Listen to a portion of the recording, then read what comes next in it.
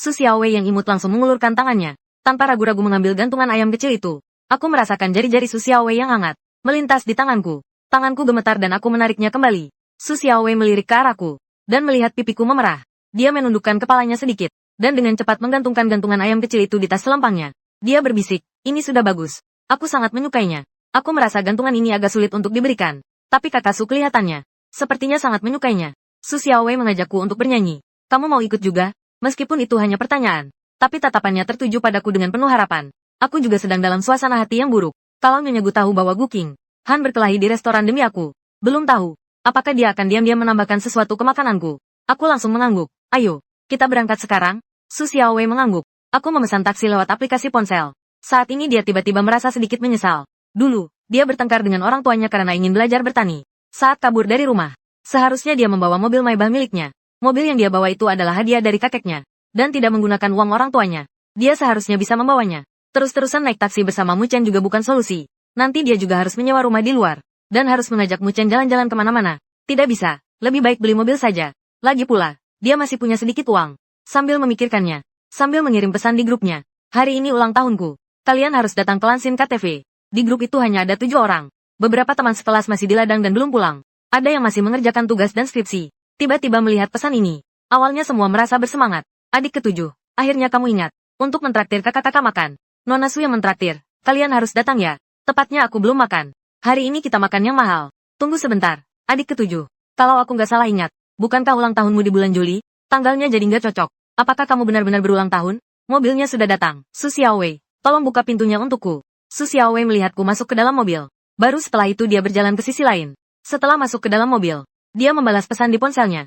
Kalau aku bilang iya, ya iya. Kalian akan tahu kalau datang. Sambil berkata begitu, dia menambahkan, "Aku akan membawa seorang teman.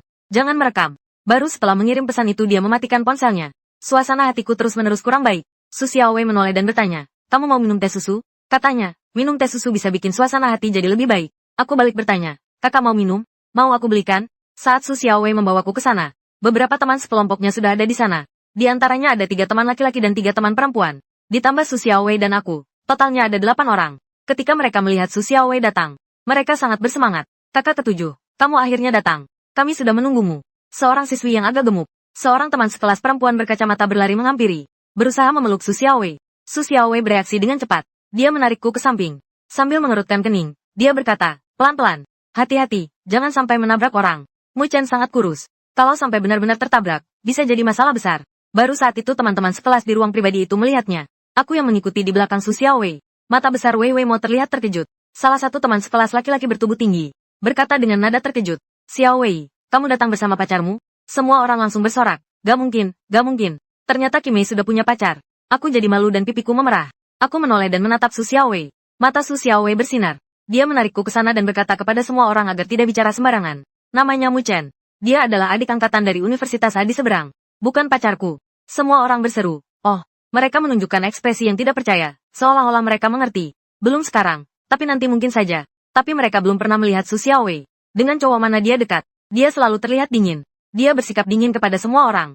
Teman sekelas di kelompok yang sama baru pertama kali melihatnya. Ada orang yang mengikutinya, dan ternyata itu seorang siswa laki-laki. Beberapa teman sekelas langsung saling bertukar pandang, saling melirik satu sama lain. Su Xiaowei, ternyata pura-pura ulang tahun cuma buat ngajak orang keluar.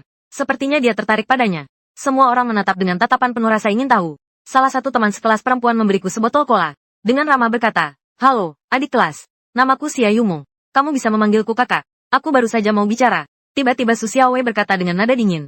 "Sejak awal semester sampai sekarang, kamu terus-terusan mencari adik. Pasti sudah ada segudang adik." Xia Yumo berkata dengan nada tidak setuju. "Itu beda. Adik ini kelihatannya lebih baik." Su Xiaowei berbisik padaku, "Jangan hiraukan mereka. Ayo makan buah." Dia meletakkan nampan buah di depanku, lalu mengupas jeruk untukku. Orang-orang di ruang pribadi menatap kami berdua dengan tatapan aneh. Aku jadi merasa tidak nyaman karena terus diperhatikan. Mereka tidak bisa mengatakannya secara langsung, tapi di grup chat mereka ngobrol dengan seru. "Wah, adik ketujuh punya selera yang bagus. Adik ini benar-benar tampan. Apakah 7 Mei sedang mengejar dia? Mau kita bantu dorong sedikit?" Mereka banyak ngobrol di grup, tapi Su Xiaowei belum juga membalas. Sampai Xia Yumo mengatakan kalimat ini, Su Xiaowei langsung membalas di grup. Bagaimana caranya? Beberapa teman sekelas saling bertukar pandang. Sebuah helai rambut Xia Yumo menatapku. Xia Yumo meletakkan ponselnya dan mengecilkan volume musiknya. Sambil tersenyum lebar, dia berkata, "Ayo, ayo, ayo. Permainan wajib di pesta. Jujur atau tantangan, siapa yang mau ikut?" Ada yang mengeluh di grup. Bisakah ada ide yang lebih baru? Lagi-lagi hal-hal seperti ini. Xia Yumo melotot, menatap Su Xiaowei sambil melemparkan tatapan tajam. Aku ini sedang membantumu mengejar suamimu. Bagaimana caranya bekerja sama? Haruskah aku menyerahkannya? Xia Yumo berteriak. Adik ketujuh, mau ikut main atau tidak? Su Xiaowei tampak sedikit pasrah. Dia menoleh dan bertanya padaku. Mu Chen, mau main? Meskipun permainan, jujur atau tantangan, sangat populer di pesta-pesta mahasiswa. Tapi aku belum pernah memainkannya. Xiao Yu sangat senang. Kalau begitu, ayo kita main bareng. Aku akan mengambil kartunya. Semua orang duduk melingkar di sofa mengelilingi meja teh. Aku mendekati Su Xiaowei dan berkata, kakak, hari ini ulang tahunmu. Apa kamu belum beli kue? Kalau aku tidak bilang, Su Xiaowei hampir saja lupa. Hari ini adalah hari ulang tahunnya. Su Xiaowei diam selama 2 detik. Baru saja bilang sudah makan kue siang tadi. Jadi, malam ini tidak akan dibeli. Saat mengatakan hal itu, Su Xiaowei sebenarnya merasa sedikit bersalah. Tapi aku tidak memikirkannya terlalu dalam. Aku tidak meragukan kata-kata Su Xiaowei. Tapi dia juga orang biasa. Siapa sangka ada orang yang bahkan tanggal lahirnya pun palsu. Saat itu, Xia Yumo datang sambil membawa kartu. 8 orang duduk melingkar di sekitar sofa. Xia Yumo kebetulan duduk di sebelahku. Dia dengan antusias meletakkan kartu-kartu itu di atas meja. Sambil berteriak, cepat, cepat, cepat, ambil kartunya. Adik perempuan mereka akhirnya menyukai seorang junior. Mereka pasti harus berusaha sekuat tenaga untuk membantunya mengejar. Setelah masing-masing mengambil satu kartu, Xia Yumo lalu bertanya dengan lantang. Siapa yang dapat kartu A? Kartu siapa yang A? Buka dan lihat. Semua orang melihat kartunya. Su Xiaowei membalik kartunya dan meletakkannya di atas meja. Kartunya adalah angka 2. Ini pertama kalinya aku main game kayak gini. Aku membalik kartu milikku. Ternyata itu adalah as skop. Su Xiaowei mengangkat alisnya. Dia menoleh ke arah Xia Yumo. Xia Yumo menatapnya dengan tatapan tak bersalah. Artinya dia tidak melakukan apa-apa. Ini semua adalah kehendak Tuhan. Xia Yumo membawa 2 kotak kecil dan bertanya padaku. Adik kelas, kamu pilih jujur atau tantangan? Aku ragu sejenak. Dengan ragu-ragu, aku berkata, jujur saja. Begitu kata-kataku terucap, mata para senior di sekitarku langsung berbinar. Wah, jujur saja, adik kelas. Kamu nggak boleh mundur. Ya, seorang kakak perempuan tersenyum manis. Dari kotak bertuliskan, jujur atau tantangan. Mengambil secarik kertas, lalu memberikannya kepadaku. Adik kelas, coba buka dan lihat pertanyaannya. Aku mengambil secarik kertas itu dan perlahan membukanya. Xia Yumo mendekat.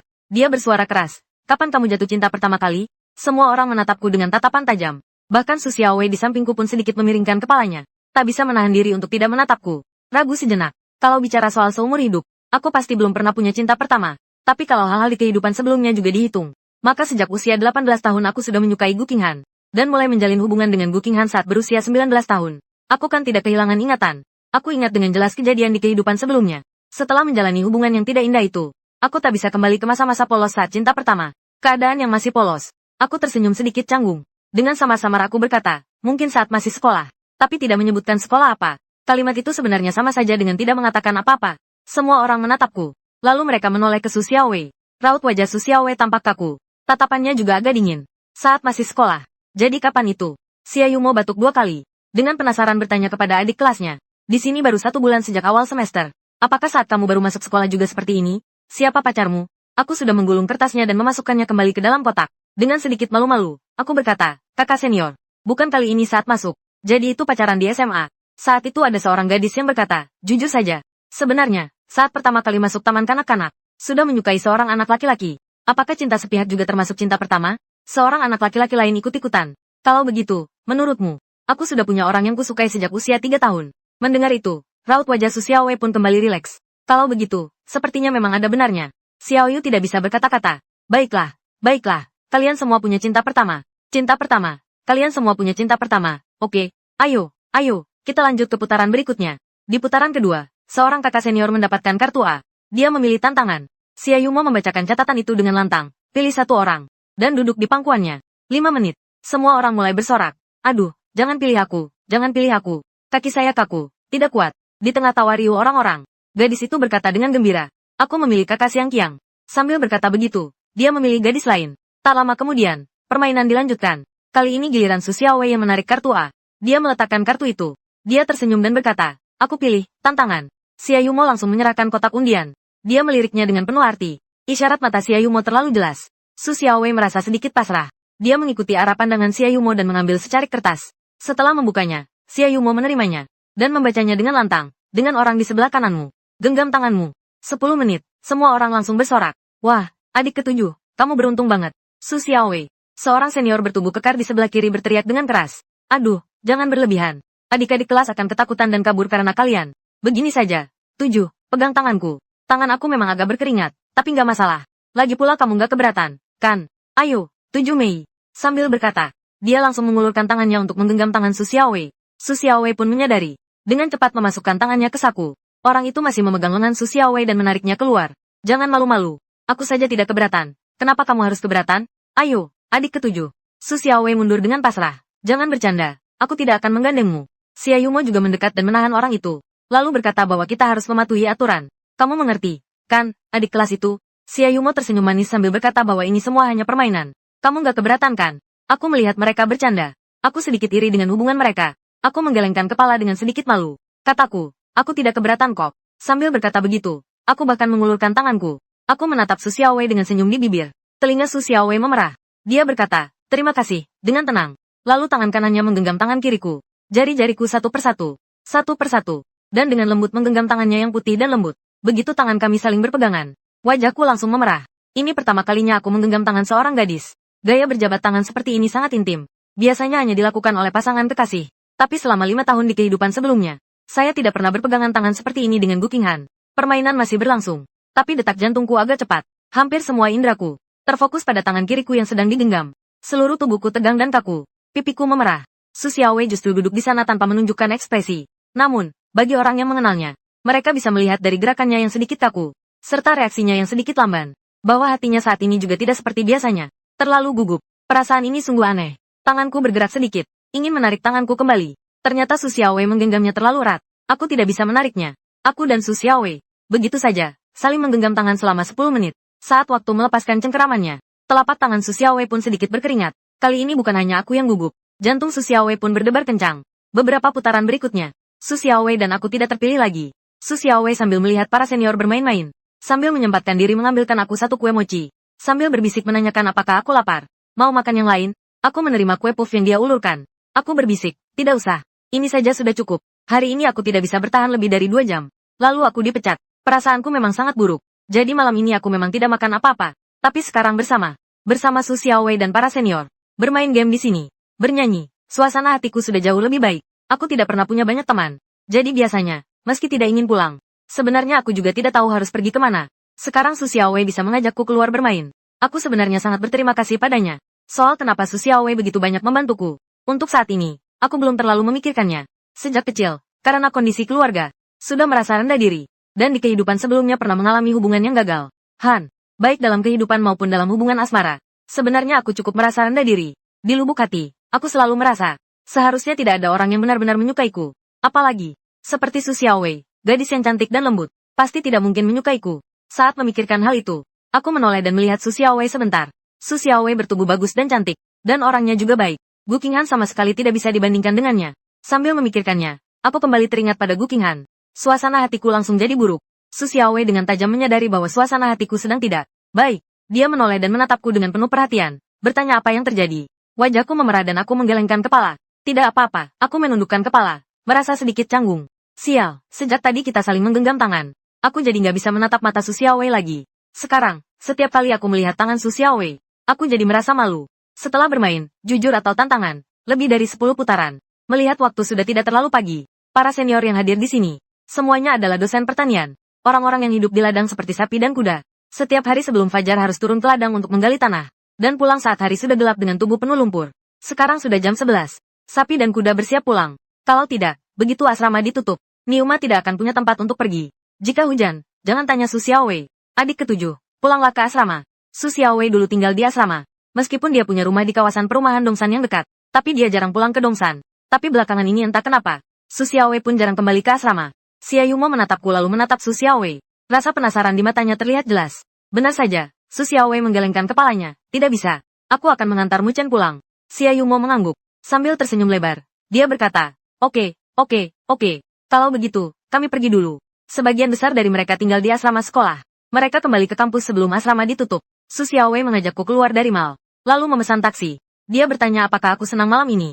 Dia menatap wajahku, ingin melihat apakah aku masih sedih. Aku tersenyum dan berkata, terima kasih, Tatsu. Aku sangat senang malam ini. Su Xiaowei tersenyum, itu bagus. Aku sempat khawatir kamu tidak suka suasana yang ramai seperti ini. Lagi pula, aku terlihat seperti cowok yang pendiam dan patuh. Dia sangat khawatir kalau aku nggak akan terbiasa kalau diajak ke KTV. Saat itu, semua orang di grup mereka sedang mengolok-olok Su Xiaowei. Adik ketujuh ini benar-benar luar biasa. Dia yang paling muda. Tapi dia yang paling cepat akan punya pacar. Kakak adik, apakah kalian punya kenalan? Tolong perkenalkan aku dengan seorang adik kelas. Ya, kacang tanah di ladangku belum ada yang bantu panen. Cari adik angkatan untuk memanen kacang tanah bareng, biar makin akrab. Su Xiaowei, Rabu sore kita nggak ada kelas. Tanya saja adik angkatanmu, mau ikut main escape room nggak? Ayo kita main yang tema horor. Siapa yang mengusulkan untuk pergi ke escape room dengan senyum nakal itu adalah Xia Yumo. Di antara mereka, hanya Xia Yumo yang punya banyak ide gila. Meskipun sejauh ini dia belum pernah pacaran, tapi pengetahuan teoritis tentang cara mendekati cowok, dia sudah hafal 108 cara. Su Xiaowei mengajakku duduk di dalam mobil. Setelah dia melihat pesan ini, dia membalas Xia Yumai, bisa. Tapi kenapa harus mencari dungeon horor? Mu Cheng pasti akan takut. Xia Yumo benar-benar kecewa padamu. Laoki, kamu ini bodoh ya? Tanpa aku, seumur hidupmu, bagaimana kamu bisa menemukan suami? Aku kasih tahu ya, saat mengajak cowok yang kamu suka ke ruang pelarian, semakin menakutkan levelnya, semakin baik. Kalau kamu nggak takut, gimana caranya kamu bisa meringkuk di pelukannya? Tunggu saja. Rabu nanti bawa adik kelas. Tunggu, aku akan atur untukmu. Meskipun Su Xiaowei merasa bahwa Xia Yumo ini agak berlebihan dan tidak bisa diandalkan, tapi kali ini suasana di KTV-nya lumayan bagus. Setidaknya dia sudah menggenggam tanganku. Sejak saat itu, sekarang setiap kali melihat matanya, aku langsung mengalihkan pandangan. Sepertinya aku tiba-tiba jadi malu. Ini pertanda baik. Ketika Su Xiaowei menyukai seseorang, dia hanya ingin bertindak cepat. Dia tidak mau berlama-lama. Nanti, bagaimana kalau cowok yang aku suka sudah diambil orang lain? Dan sikap Gu Qinghan terhadapku yang tidak jelas. Su Xiaowei sebenarnya merasa sangat terancam. Saat memikirkan hal itu, Su Xiaowei menoleh dan bertanya kepada saya, Mu Chen, yang duduk di sampingnya. Apakah kamu ada kelas pada Rabu sore? Aku terdiam sejenak lalu berkata sepertinya tidak ada kelas. Aku melihat jadwal kuliah. Sambil berkata begitu, aku membuka jadwal kuliah di ponselku. Lalu aku tunjukkan jadwal itu ke Su Xiaowei. Aku tidak ada kelas pada Rabu sore. Tatapan Su Xiaowei melintas sejenak di atas jadwal kuliahku. Dia punya ingatan yang sangat tajam. Sekali melihat, dia langsung menghafal jadwal kuliahku. Dia bertanya pelan kepada kakak senior. Mereka bilang Rabu nanti mau main escape room. Kamu pernah main? Su Xiaowei agak menjauh. Suaranya rendah dan berat, seolah-olah berbisik di telingaku. Pipi saya langsung memerah. Escape room adalah permainan yang sangat populer dan sedang hits. Para siswa sangat suka memainkannya. Tapi aku belum pernah memainkannya. Sebenarnya saya memiliki kepribadian yang agak pemalu. Tapi setelah malam ini, aku merasa pergi bermain bersama Su Xiaowei dan yang lainnya juga cukup menyenangkan. Jadi aku tidak perlu canggung. Karena para senior bermain dengan sangat seru, aku tidak akan merasa tidak cocok. Aku menundukkan kepala sambil tersipu. Aku berbisik bahwa aku belum pernah mencobanya. Kak, kamu pernah main? Seru. Ya, Su Xiaowei menatap ekspresiku. Sudut bibirnya terangkat. Dia berbisik. Aku juga belum pernah mencobanya. Kebetulan hari Rabu kita bisa pergi bersama untuk mencobanya. Saat kami berdua kembali ke kawasan perumahan Dongsan. Waktunya sudah 10:30. Aku jarang pulang selarut ini. Terutama di kehidupan sebelumnya. Aku hampir setiap hari pulang sekitar pukul 6 atau 7. Namun belakangan ini aku selalu pulang selarut ini. Gu Qinghan berdiri di pintu masuk kawasan perumahan. Dengan tangan terlipat di dada. Matanya menatap muram ke arah tepi jalan di kejauhan. Su Xiaowei mengantarku turun dari mobil. Keduanya berjalan berdampingan menuju gerbang kawasan perumahan. Gu Qing membalikkan badan dengan wajah dingin dan pergi dengan langkah lebar. Su Xiaowei mengantarku ke pintu masuk kawasan villa. Aku bertanya padanya, Kakak, apakah kamu juga tinggal di sekitar sini? Su Xiaowei juga punya sebuah villa di sini. Saat dia memutuskan untuk kuliah di Universitas A, kakeknya membelinya sebagai hadiah untuknya. Dia ingin belajar agronomi. Orang tuanya di rumah tidak setuju. Karena itu, mereka menghentikan uang saku untuknya. Mereka mengancam tidak akan mengurusnya selama 4 tahun kuliah. Namun kakeknya sangat mendukungnya. Lagi pula, kakeknya pernah tinggal di desa saat muda. Dan biasanya suka menanam sayuran dan sebagainya. Kakek yang sangat menyayangi cucu perempuannya. Membeli sebuah villa di dekat sini untuk Su Xiaowei. Villa di sini sangat luas. Luas taman depan dan belakang totalnya lebih dari 200 meter persegi. Cukup pas buat Su Xiaowei menanam tanaman dan sebagainya. Su Xiaowei menunjuk ke arah tertentu. Dia berkata kepadaku bahwa dia tinggal di sana. Tidak jauh dari sini. Aku menatap ke arah yang ditunjuknya. Aku tidak pergi ke Villa Dongsan. Ingin melihat keramaian lampu-lampu di sana. Dia menduga bahwa Su Xiaowei tinggal di salah satu kompleks perumahan di sana. Aku tiba di pintu masuk. Saya berpamitan kepada Su Xiaowei dan mengucapkan terima kasih kepada kakak Su yang telah mengantar saya. Kalau begitu, aku pulang dulu. Su Xiaowei berhenti sejenak dan mengangguk. Dia melambaikan tangan kepadaku. Sampai jumpa besok. Mataku tertuju pada tangan rampingnya yang berotot. Lalu tanpa sadar aku teringat adegan saat aku dan Su Xiaowei saling menggenggam tangan malam ini. Wajahku sedikit memerah. Berbalik dan masuk. Ketika Gu Qinghan pulang ke rumah, ibunya sudah pulang kerja dan sedang menunggunya di ruang tamu. Karena hal yang dia minta kepada Chen Ze ketahuan oleh Gu Qinghan. Jadi, selama 2 hari ini Nyonya Gu tidak lagi mencari Gu Qinghan. Dia sebenarnya juga khawatir Gu Qinghan akan membencinya. Saat dia melihat Gu Qinghan masuk, dia meletakkan ponselnya di atas meja dan memanggilnya. Qinghan, kamu kesini sebentar. Gu Qinghan pura-pura tidak mendengar. Langsung berjalan ke atas. Ibu Gu mengerutkan kening. Menahan rasa tidak puas, dia memanggil Gu Qinghan sekali lagi. Aku menyuruhmu datang. Langkah Gu Qinghan yang sedang naik tangga terhenti. Dengan wajah muram dan penuh ketidakpuasan, dia menoleh. Dia berjalan dengan langkah lebar dan duduk di sofa. Dia menyilangkan kaki sambil menatap Nyonya Gu. Ada apa kamu memanggilku? Nyonya Gu duduk di sana, dengan senyum sinis di wajahnya. Apalagi yang bisa itu? Tentu saja tentang pernikahanmu dengan Chen Ze. Gu Qinghan terkejut sejenak, lalu mengerutkan kening. Urusan aku dan Chen Ze bukan urusanmu. Pernikahan apa? Dia sama sekali tidak pernah memikirkan soal pernikahan. Nyonya Gu berkata dengan nada sinis. Kupikir dulu kamu sangat mencintai Chen Ze. Aku kira kamu hanya mau menikah dengannya. Kenapa sekarang setiap kali aku menyebut pernikahan kalian, kamu langsung menolak Gu Qinghan? Apa maksudmu sebenarnya? Gu Qinghan mengerutkan kening, dengan nada sangat kesal. Bisakah kamu tidak mencampuri urusanku?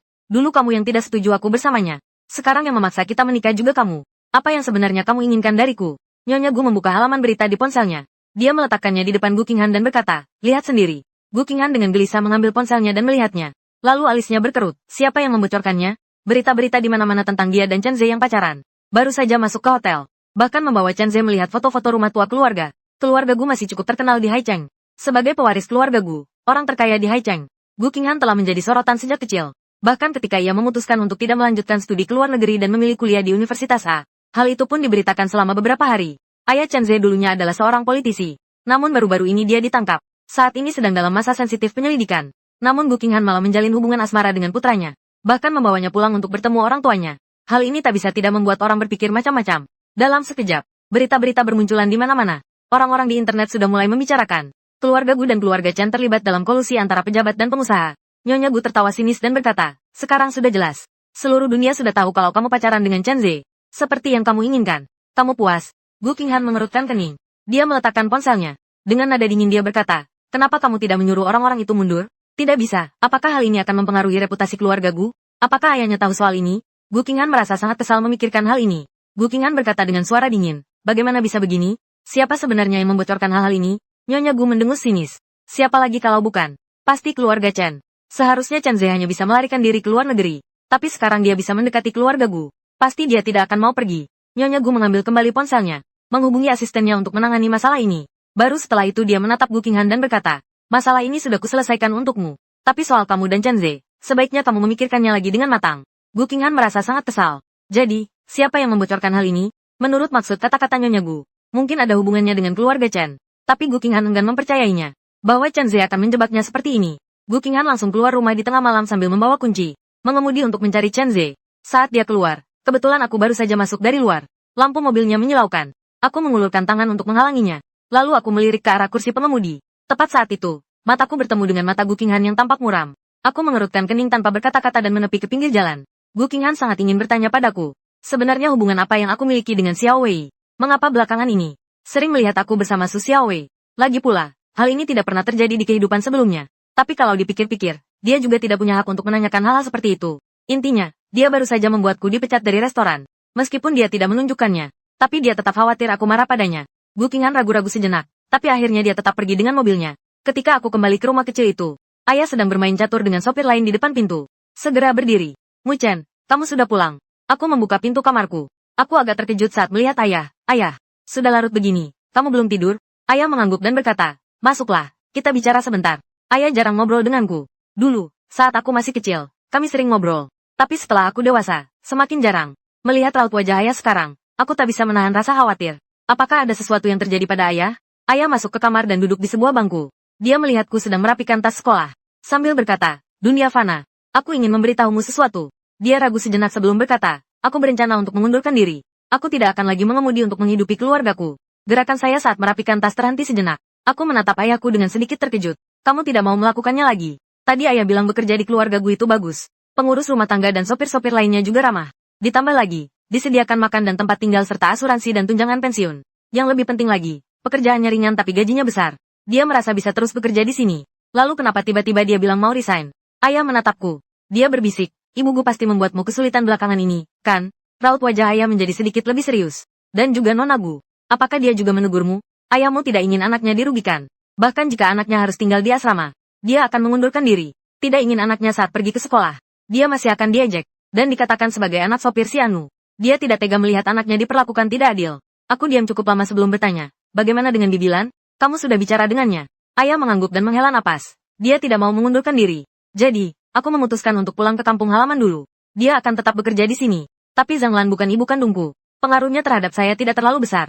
Aku dan ayah duduk berhadapan untuk berbincang. Ayah menenangkanku dengan berkata, kamu tidak perlu khawatir tentang aku. Setelah aku mengundurkan diri, Aku akan pulang ke kampung halaman dulu. Bukankah aku selalu ingin menyatukan? Sebelumnya aku selalu tidak punya waktu. Kali ini pas aku pulang, aku bisa mengurus hal ini.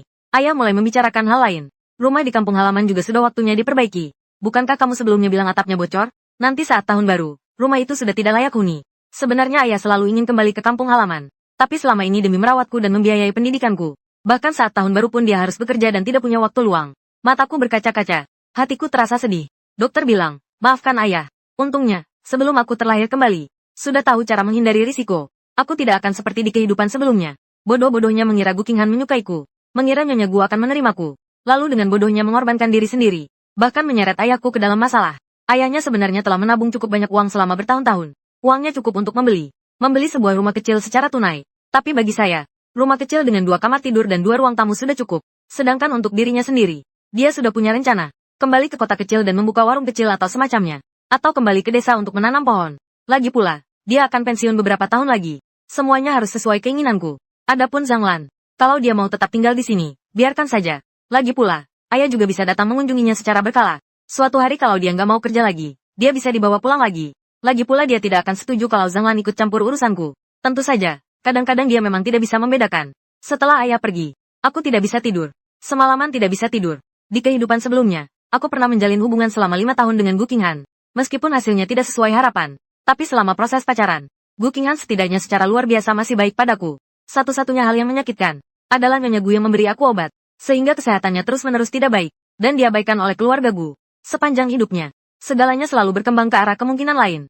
Tapi aku malah jadi cemas, karena masa depan yang tak pasti, serta kecelakaan yang entah apakah akan terjadi lagi. Aku duduk di tepi tempat tidur. Di luar jendela terdengar suara katak yang bergantian. Aku menyalakan lampu malam di samping tempat tidur.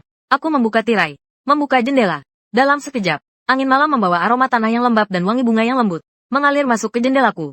Aku berbaring di tepi tempat tidur untuk melihat tanaman di taman kecil di luar jendela. Saat itu, di bawah cahaya yang redup, aku melihat ada seseorang duduk di dalam gazebo. Orang itu mengenakan pakaian putih, duduk di kursi batu di dalam paviliun. Sepasang kaki terentang panjang menatap ke arahku. Saat aku melihat Gu Qinghan, ekspresiku langsung membeku. Seolah-olah terkejut, aku segera mengalihkan pandangan, bangkit, dan menutup jendela. Rekan kerja itu bergumam dalam hati. Sekarang sudah jam 2 pagi.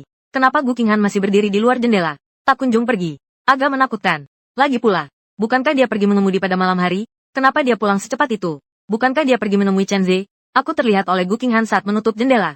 Gu Qinghan tiba-tiba berdiri dan berjalan mendekat dengan langkah lebar.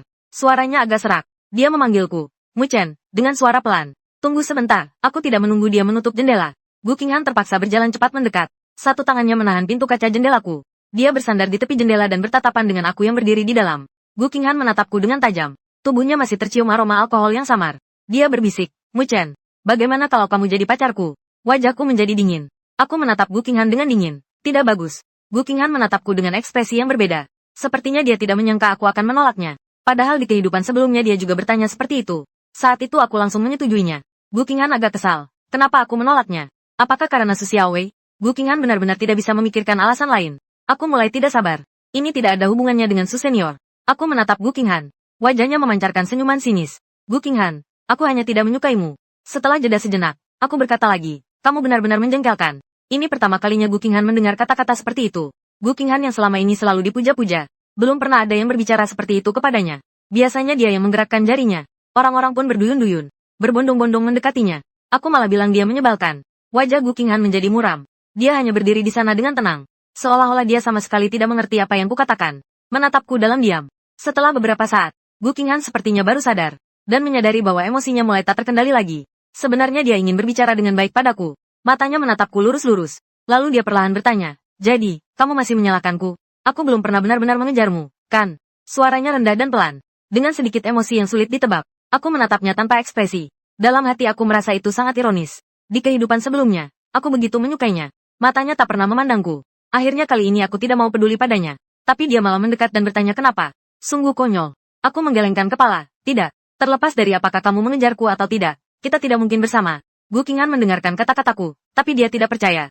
Dia dan aku selalu cocok. Aku menyukainya. Namun, karena amarah Chen Zesheng, Gu Qinghan mengulurkan tangannya di kegelapan malam, dan dengan lembut menyentuh pipiku dari kejauhan. Dengan ekspresi yang tak terduga. Lalu dia berbicara lagi. Suaranya sedikit lebih rendah. Bagaimanapun juga, aku juga akan mencoba mengejarmu. Aku mengerutkan kening dan menatapnya dengan jijik. Dengan nada dingin aku berkata, apakah telingamu tuli? Aku sudah menolakmu dengan jelas tadi. Kita juga tidak begitu kenal. Jangan cari aku lagi. Setelah berkata begitu, aku berbalik untuk menutup jendela. Tepat saat aku mengulurkan tangan untuk menarik jendela, Gu Qinghan tiba-tiba melepaskan tangannya yang sebelumnya terus memegang bingkai jendela. Dengan bunyi klik, jendela akhirnya tertutup dengan suara yang nyaring. Segera setelah itu, aku dengan cepat menarik tirai hingga tertutup, sepenuhnya menghalangi pandangan ke arah Gu Qinghan. Gu Qinghan berdiri di kegelapan malam cukup lama, menatap jendela kamarku cukup lama. Dia baru saja pulang. Ketika dia pergi ke rumah Chen Ze, melihat wajah pucat Chen Ze, mendengar ibu Chen Ze berkata, mereka tidak berencana pergi ke luar negeri. Dia berharap Gu Qinghan bisa menikah dengan Chen Ze, berharap keluarga Gu dapat membantu keluarga Chen melewati masa sulit ini. Ketika Gu Qinghan keluar dari rumah keluarga Chen, dia bahkan sempat merasa sesak napas. Semuanya sudah berbeda. Dia bergumam pelan, Mu Chen telah berubah. Tidak lagi peduli padanya, tidak lagi menatapnya, dan tidak lagi menyukainya. Bagaimana dengan Chen Ze? Cinta pertama yang pernah tersimpan di hatiku. Orang yang selalu dia pikirkan selama 5 tahun. Ternyata hatinya dipenuhi dengan rencana licik terhadapnya. Dia bahkan tak berani membayangkannya. Jika dia bukan pewaris keluarga Gu, apakah Chen Ze masih akan menyukainya? Pagi tadi saat aku keluar dari villa, saya melihat Gu Qinghan mengemudikan mobil sport biru yang terparkir di pinggir jalan. Dia memakai kacamata hitam sambil menatapku. Mu Chen, yang baru saja keluar dari pintu. Saat masuk ke mobil, aku memegang sebungkus susu. Langsung melewatinya. Tidak, Nona Gu. Saya naik bus saja. Gu Qinghan mengerutkan kening. Mengemudi perlahan di sampingku. Mu Chen berkata dengan tidak sabar. Bukankah semalam kamu sudah setuju? Aku boleh mengejarmu? Aku mengerutkan kening. Aku tidak pernah mengatakan hal seperti itu saat itu. Dan saat Gu Qinghan bilang mau mengejarku, aku sudah menolaknya dengan tegas. Tapi jelas Gu Qinghan tidak mendengarkanku. Aku berjalan ke arah mobil Gu Qinghan. Gu Qinghan mengira aku mau naik ke mobil. Alisnya mengendur. Sudut bibirnya tersenyum. Aku tahu kamu akan naik. Aku sama sekali tidak tega membiarkannya mengejarku. Aku berjalan ke arahnya. Aku berkata padanya dengan serius, Nona Gu, aku tidak pernah mengatakan hal seperti itu. Lagi pula, aku juga tidak mau naik mobilmu ke sekolah. Mobilmu dan dirimu terlalu mencolok. Aku tidak mau muncul di berita lagi. Sambil berkata begitu, aku berbalik dan pergi. Aku mengambil jalan pintas dari jalan kecil di samping. Siap-siap naik bus. Wajah Gu Qinghan langsung muram. Dia menepuk setir dengan sedikit kesal. Tepat saat itu, ponsel Gu Qinghan berdering. Dia melihat bahwa panggilan itu berasal dari Chen Ze. Dia menenangkan diri sejenak lalu mengangkat telepon. Halo, Chen Ze. Dari seberang terdengar suara Chen Ze yang lemah. Halo, Qinghan, bisakah kamu datang ke rumah sakit untuk menemaniku? Ketika Gu Qinghan tiba di rumah sakit, dia menyadari bahwa kondisi Chen Ze tidak terlalu baik. Melihat Chen Ze dalam keadaan seperti itu, kebenciannya terhadap Nyonya Gu semakin bertambah. Dia tidak mengerti, mengapa Nyonya Gu begitu kejam, sampai memperlakukan Chen Ze seperti ini. Chen Ze harus dirawat di rumah sakit. Barulah dia dirawat di rumah sakit. Kalau penyakit Chen Ze bisa disembuhkan, itu masih bisa dibicarakan. Tapi kalau tidak bisa disembuhkan, bukankah dia akan harus bersama Chen Ze? Hati manusia memang seperti itu. Ketika seseorang menjadi beban, cinta pun lenyap. Chen Ze sedang menjalani infus. Wajahnya pucat dan terlihat tidak sehat. Saat melihat Gu Qinghan masuk, wajah Chen Ze semakin pucat. Dia menatap Gu Qinghan dan bertanya, Qinghan, kenapa kamu tiba-tiba pergi kemarin? Apakah karena ibuku menyuruh kita menikah dan kamu tidak mau? Gu Qinghan duduk di samping tempat tidur Chen Ze dan mengulurkan tangannya untuk mengelus kepala Chen Ze dengan lembut. Dengan suara lembut, dia berkata, kemarin aku memang ada urusan. Bukan karena hal ini. Jangan dipikirkan terlalu dalam. Chen Ze mencibir Gu Qinghan. Sampai kapan kamu akan terus menyembunyikannya dariku? Wajah Chen Ze tampak sedikit pucat. Dia menatap Gu Qinghan dengan penuh kebencian. Setelah aku makan semangkuk bubur sarang burung walet di rumahmu, perutku tiba-tiba sakit dan aku harus dirawat di rumah sakit. Sampai sekarang pun penyakitku belum sembuh. Tahukah kamu apa kata dokter? Setelah Gu Qinghan mengetahui kebenarannya pada hari itu, ia langsung memerintahkan dokter untuk menyembunyikan keadaan. Lagi pula, rumah sakit itu adalah rumah sakit swasta milik keluarga Gu. Dokter seharusnya tidak berani sembarangan membocorkan informasi. Fu Qinghan menatap Chen Ze dengan ekspresi yang rumit. Apa kata dokter? Sambil memeriksa raut wajah Chen Ze. Sambil berpikir dalam hati, dokter mana sebenarnya yang begitu tidak patuh? Chen Ze menatap Gu Qinghan dengan sedikit kecewa. Dia awalnya mengira dia dan Gu Qinghan tumbuh bersama sejak kecil. Gu Qinghan telah mengungkapkan perasaannya sejak SMP. Seharusnya dia tulus padanya. Lalu bagaimana hasilnya? Chen Ze menatap Gu Qinghan dengan mata berkaca-kaca. Aku tahu, dokter-dokter di rumah sakit kalian tidak akan jujur padaku. Jadi ibuku membawaku ke rumah sakit umum di luar. Setelah diperiksa, dokter bilang itu overdosis obat. Chen Ze sampai menangis saat menceritakan bagian ini. Dengan suara serak ia berkata, obat itu memang punya banyak efek samping. Kebetulan saya cukup sensitif terhadap obat ini. Bahkan jika diminum sesuai dosis normal pun akan berdampak pada tubuh. Apalagi dokter bilang aku minum obatnya melebihi dosis. Gu Qinghan, ibumu adalah pembunuh. Kamu adalah kaki tangannya. Wajah Gu Qinghan awalnya terlihat panik. Namun tak lama kemudian, raut wajahnya kembali tenang. Meskipun hubungannya dengan Nyonya Gu dan putrinya tidak harmonis, tetapi dia juga sangat menyadari bahwa ibu dan anak adalah satu kesatuan. Jika ibunya adalah seorang pembunuh, maka sebagai putri seorang pembunuh, bagaimana mungkin reputasinya bisa baik? Nyonya Gu tetaplah istri kepala keluarga Gu. Jika orang tahu dia melakukan hal seperti itu, maka saham keluarga Gu pasti akan anjlok. Gu Qinghan memikirkan hal itu. Dia menatap Chen Ze yang menangis histeris, lalu segera berdiri dan memeluk Chen Ze. sambil membelai kepala Chen Ze. Sambil berbisik, sudah, kamu sedang sakit sekarang. Jangan terlalu emosional. Kalau sampai membuat tubuhmu sakit, aku benar-benar akan sedih. Chen Ze bersandar di pelukan Gu Qinghan. Sambil terisak berkata, apa yang harus aku lakukan nanti? Aku bahkan belum pernah punya pacar. Tubuhku sudah rusak. Aku tidak akan bicara sembarangan lagi. Tidak apa-apa, Gu Qinghan menenangkannya. Kamu hanya sakit. Dokter sudah bilang bisa disembuhkan. Jangan berpikir yang aneh-aneh. Sambil berkata, Gu Qinghan sedikit membungkuk, menatap Chen Ze dengan tatapan penuh kasih. Disem berkata, terlepas dari apakah kamu bisa menyembuhkannya atau tidak, aku tidak akan membencimu. Jika kamu masih ragu, bagaimana kalau kita bertunangan bulan ini? Chen Ze menatapnya dengan serius. Ada ekspresi terkejut di matanya. Benarkah? Qinghan, maukah kamu menikah denganku? Saat aku naik bus tadi, aku tidak bertemu Su Xiaowei. Agak kaget. Padahal selama ini, aku hampir setiap hari bisa melihatnya di bus. Aku mengambil ponselku dan melihat jam. Memang benar ini busnya. Mungkinkah Su Xiaowei tidak ada kelas hari ini? Aku naik bus sendirian ke sekolah. Di perjalanan, aku memegang ponsel, sambil memikirkan apakah akan mengirim pesan kepada Su Xiaowei. Tapi setelah berpikir sejenak, aku merasa itu kurang pantas. Hubungan kita belum cukup dekat untuk saling menanyakan kabar tentang kehidupan masing-masing. Namun, bukan hanya hari ini. Selama 3 hari berturut-turut, saya tidak pernah bertemu Su Xiaowei lagi. Dan pada saat itulah, saya menerima pemberitahuan dari bagian logistik. Permohonan asrama saya disetujui. Saya langsung merasa sangat gembira. Begitu kelas selesai, saya langsung pergi ke gedung asrama bersama Sen Haxuan. Asrama, Sen Haxuan bilang ke aku kalau kita tinggal di lantai 5. Aku di kamar 504, kamu di kamar 502. Aku sudah menanyakan untukmu. 3 orang lain di kamar 502 semuanya dari jurusan sejarah. Aku pernah bertemu mereka. Mereka semua orangnya baik-baik saja. Aku mengangguk, baguslah. Kami tiba di asrama, dan menemukan bahwa teman sekamar sebelumnya telah membersihkan tempat tidurnya dengan sangat rapi. Kami pun memutuskan untuk pergi membeli perlengkapan sehari-hari. Besok aku akan langsung pindah ke sini. Lagi pula ayah sudah mengundurkan diri. Kali ini aku benar-benar bisa lepas sepenuhnya dari keluarga Gu. Seorang cowok berkacamata di asrama bertanya, siapa di antara kalian yang mau pindah ke sini? Aku langsung menjawab, aku. Namaku Mu Chen, mahasiswa baru Fakultas Sastra. Laki-laki itu menatapku, namaku Wen Jingran, Fakultas Sejarah. Kamu terlihat agak familiar. Aku berpikir, apalagi yang bisa membuatku merasa familiar? Pasti karena cita-cita. Saat aku membantu Gu Furen memotret Gu Qinghan di kelas, foto itu masuk ke grup gosip di kampus. Jadi semua orang jadi kenal aku. Jantungku kuat. Semua ini sudah pernah aku alami di kehidupan sebelumnya. Sekarang ketika menghadapi hal-hal ini lagi, sudah lama bisa menghadapinya dengan tenang. Sen Haxuan tersenyum lebar sambil berkata kepada Huan Jingran, kau juga terlihat familiar bagiku. Aku tahu saat pesta perayaan awal semester, kamu pernah tampil di atas panggung, kan? Sambil berkata begitu, Sen Haxuan pun berjalan ke sana, dan mulai berbincang dengan hangat bersama Wen Jingran. Setelah mereka selesai berbincang, keduanya saling bertukar nomor telepon, saling memanggil, saudara. Aku benar-benar kagum pada Sen Haxuan. Setelah kami berdua keluar, aku bilang mau ke minimarket kampus buat beli perlengkapan sehari-hari. Aku membereskan asrama sebentar, lalu bergegas setelah kelas sore berakhir. Aku bersiap pulang lebih awal. Rencananya akan pindah ke asrama malam itu juga. Sen Haxuan agak bingung dengan Mu Chen. Kenapa kamu terburu-buru pindah? Aku mengangguk, tentu saja. Aku sudah menunggu lama. Lagi pula, 2 hari ini, sudah dapat pekerjaan paruh waktu di tempat memancing. Setiap sore dan malam, ketika tempat pemancingan itu ramai, saya bekerja paruh waktu di meja resepsionis, sambil mendaftarkan anggota, sambil menjual perlengkapan memancing dan sebagainya. Pekerjaannya sangat sederhana. Kedengarannya juga cukup santai, tapi agak jauh dari sekolah. Jaraknya ke rumah Gu bahkan lebih jauh. Setelah tinggal di asrama, aku tidak perlu bolak-balik ke rumah Gu untuk kerja paruh waktu. Justru jadi lebih nyaman. Sore harinya, saya langsung pulang untuk membereskan barang-barang. Setelah memberitahu ayah, saya pun meninggalkan rumah keluarga Gu sambil menyeret koper. Ibu Gu yang baru saja pulang kerja melihatnya, dan bertanya kepada pengurus rumah tangga, Mu Chen, mengapa dia pindah? Pengurus rumah tangga itu menghela napas dan berkata bahwa Muski akan mengundurkan diri. Jadi Mu Chen pindah tinggal di asrama sekolah. Ibu Gu mendengar hal itu. Dengan acuh tak acuh berkata, kalau begitu, rekrut saja sopir baru. Gaji yang kami tawarkan tinggi. Tidak perlu khawatir tidak akan menemukan yang bagus. Pengurus rumah tangga itu menghela napas dalam hati dan mengangguk. Nyonya Gu, sambil menyerahkan tas dan mantelnya kepada pengurus rumah tangga. Sambil berkata, mungkin lebih baik Mu Chen pindah. Sebelumnya aku sering melihat dia setiap hari bersama King Han. Naik mobil bareng ke sekolah. Aku khawatir, dia punya perasaan yang tidak seharusnya terhadap King Han. Untungnya, terakhir kali aku menyuruhnya memotret King Han di sekolah, yang membuat King Han marah.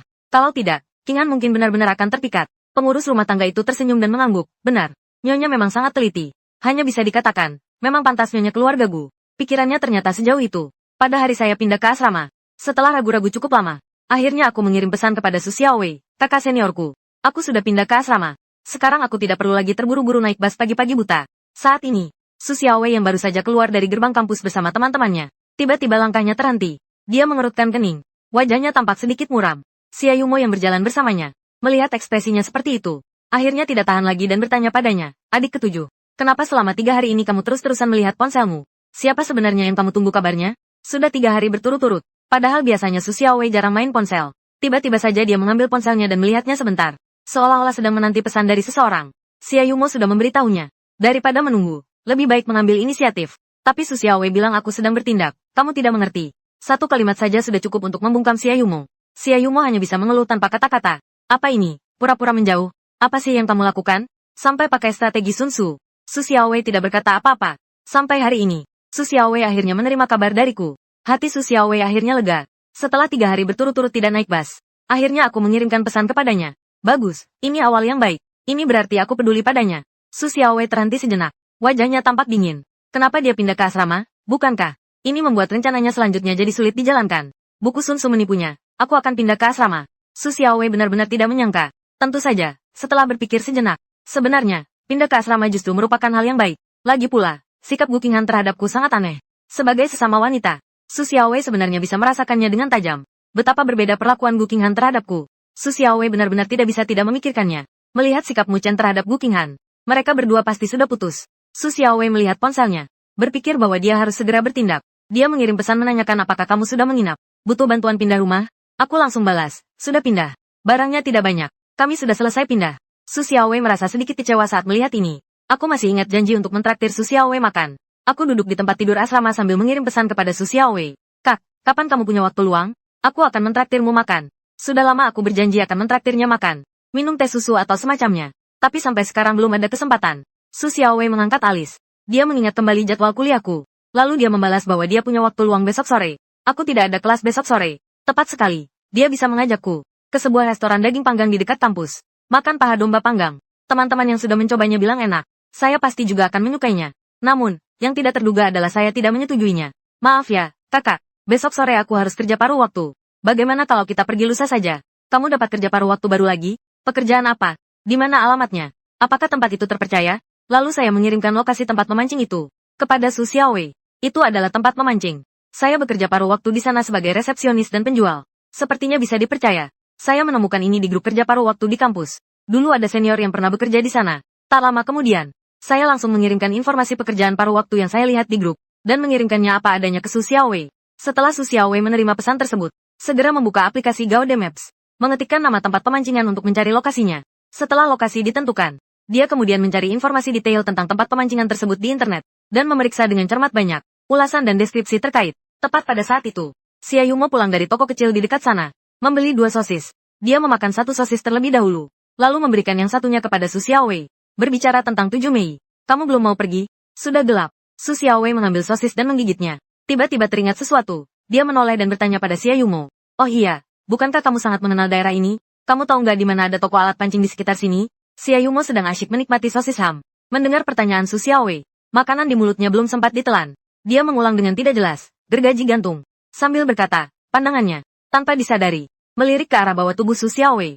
Su Xiaowei menatapnya dengan tatapan suram.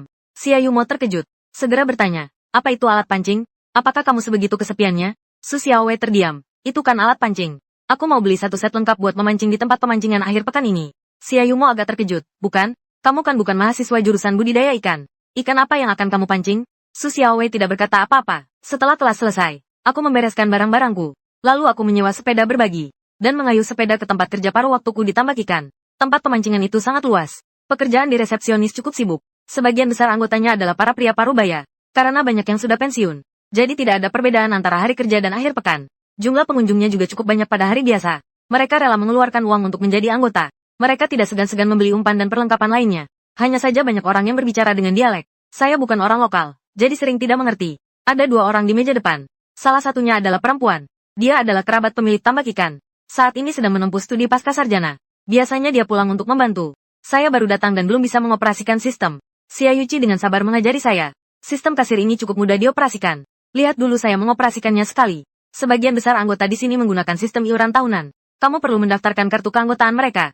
Mereka bisa meminjam peralatan memancing secara gratis. Ikan yang mereka tangkap juga bisa dibawa pulang secara gratis. Ini tidak perlu Anda urus. Saya berdiri di sampingnya dan mendengarkan dengan saksama. Karena pemilik tempat memancing ini juga membuka sebuah restoran. Jadi banyak orang datang ke sini karena namanya yang terkenal. Untuk makan ikan, mereka perlu memesan ruang makan di restoran dan sebagainya. Semua itu termasuk dalam tugas kami. Meskipun pekerjaan ini rumit, tetapi secara keseluruhan tidak terlalu sibuk. Kemampuan belajar saya sangat baik. Saya cepat menguasainya. Setelah Xia Yuqi dengan sabar mengajari saya, dia langsung mengambil gelas air yang ada di samping. Untuk mengambil air, dia tersenyum dan berkata kepadaku, kamu lihat dulu dokumen-dokumen ini sebentar. Aku akan mengambil segelas air. Aku mengangguk patuh dan menjawab, baik. Kakak senior Xia Yuqi adalah mahasiswa pasca sarjana di Universitas A. Saat ini sedang menempuh program magister. Jadi, saat pertama kali bertemu dengannya, saya langsung memanggilnya dengan sopan sebagai kakak senior. Tepat saat Xia Yuqi berbalik untuk mengambil air, seorang gadis yang kukenal tiba-tiba bertanya, siapa dia?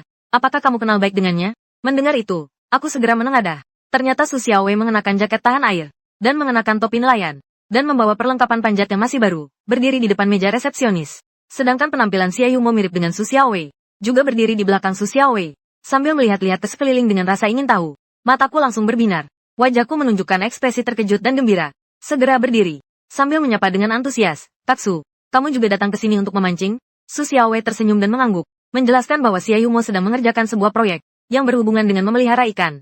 Jadi aku menemaninya ke sini untuk mencari bahan. Xia Yumo yang terpaksa dibawa ke sini. Matanya melotot, menatap Su Xiaowei sebentar. Su Xiaowei menoleh ke arahnya tanpa menunjukkan ekspresi.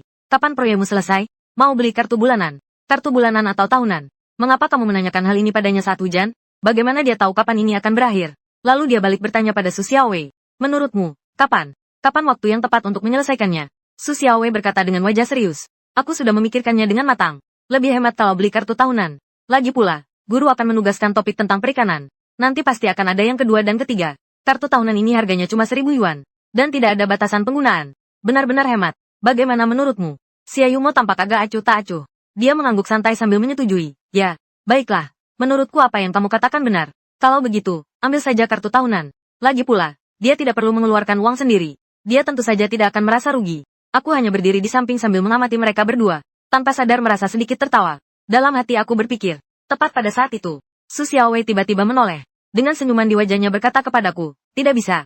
Tolong bantu aku mengurus 2 kartu tahunan. Baik, kakak, tunggu sebentar. Silakan isi formulirnya dulu. Sambil berkata begitu, saya menggeser sebuah formulir ke arah mereka agar mereka mengisinya. Saya tidak terlalu paham. Tidak terlalu familiar.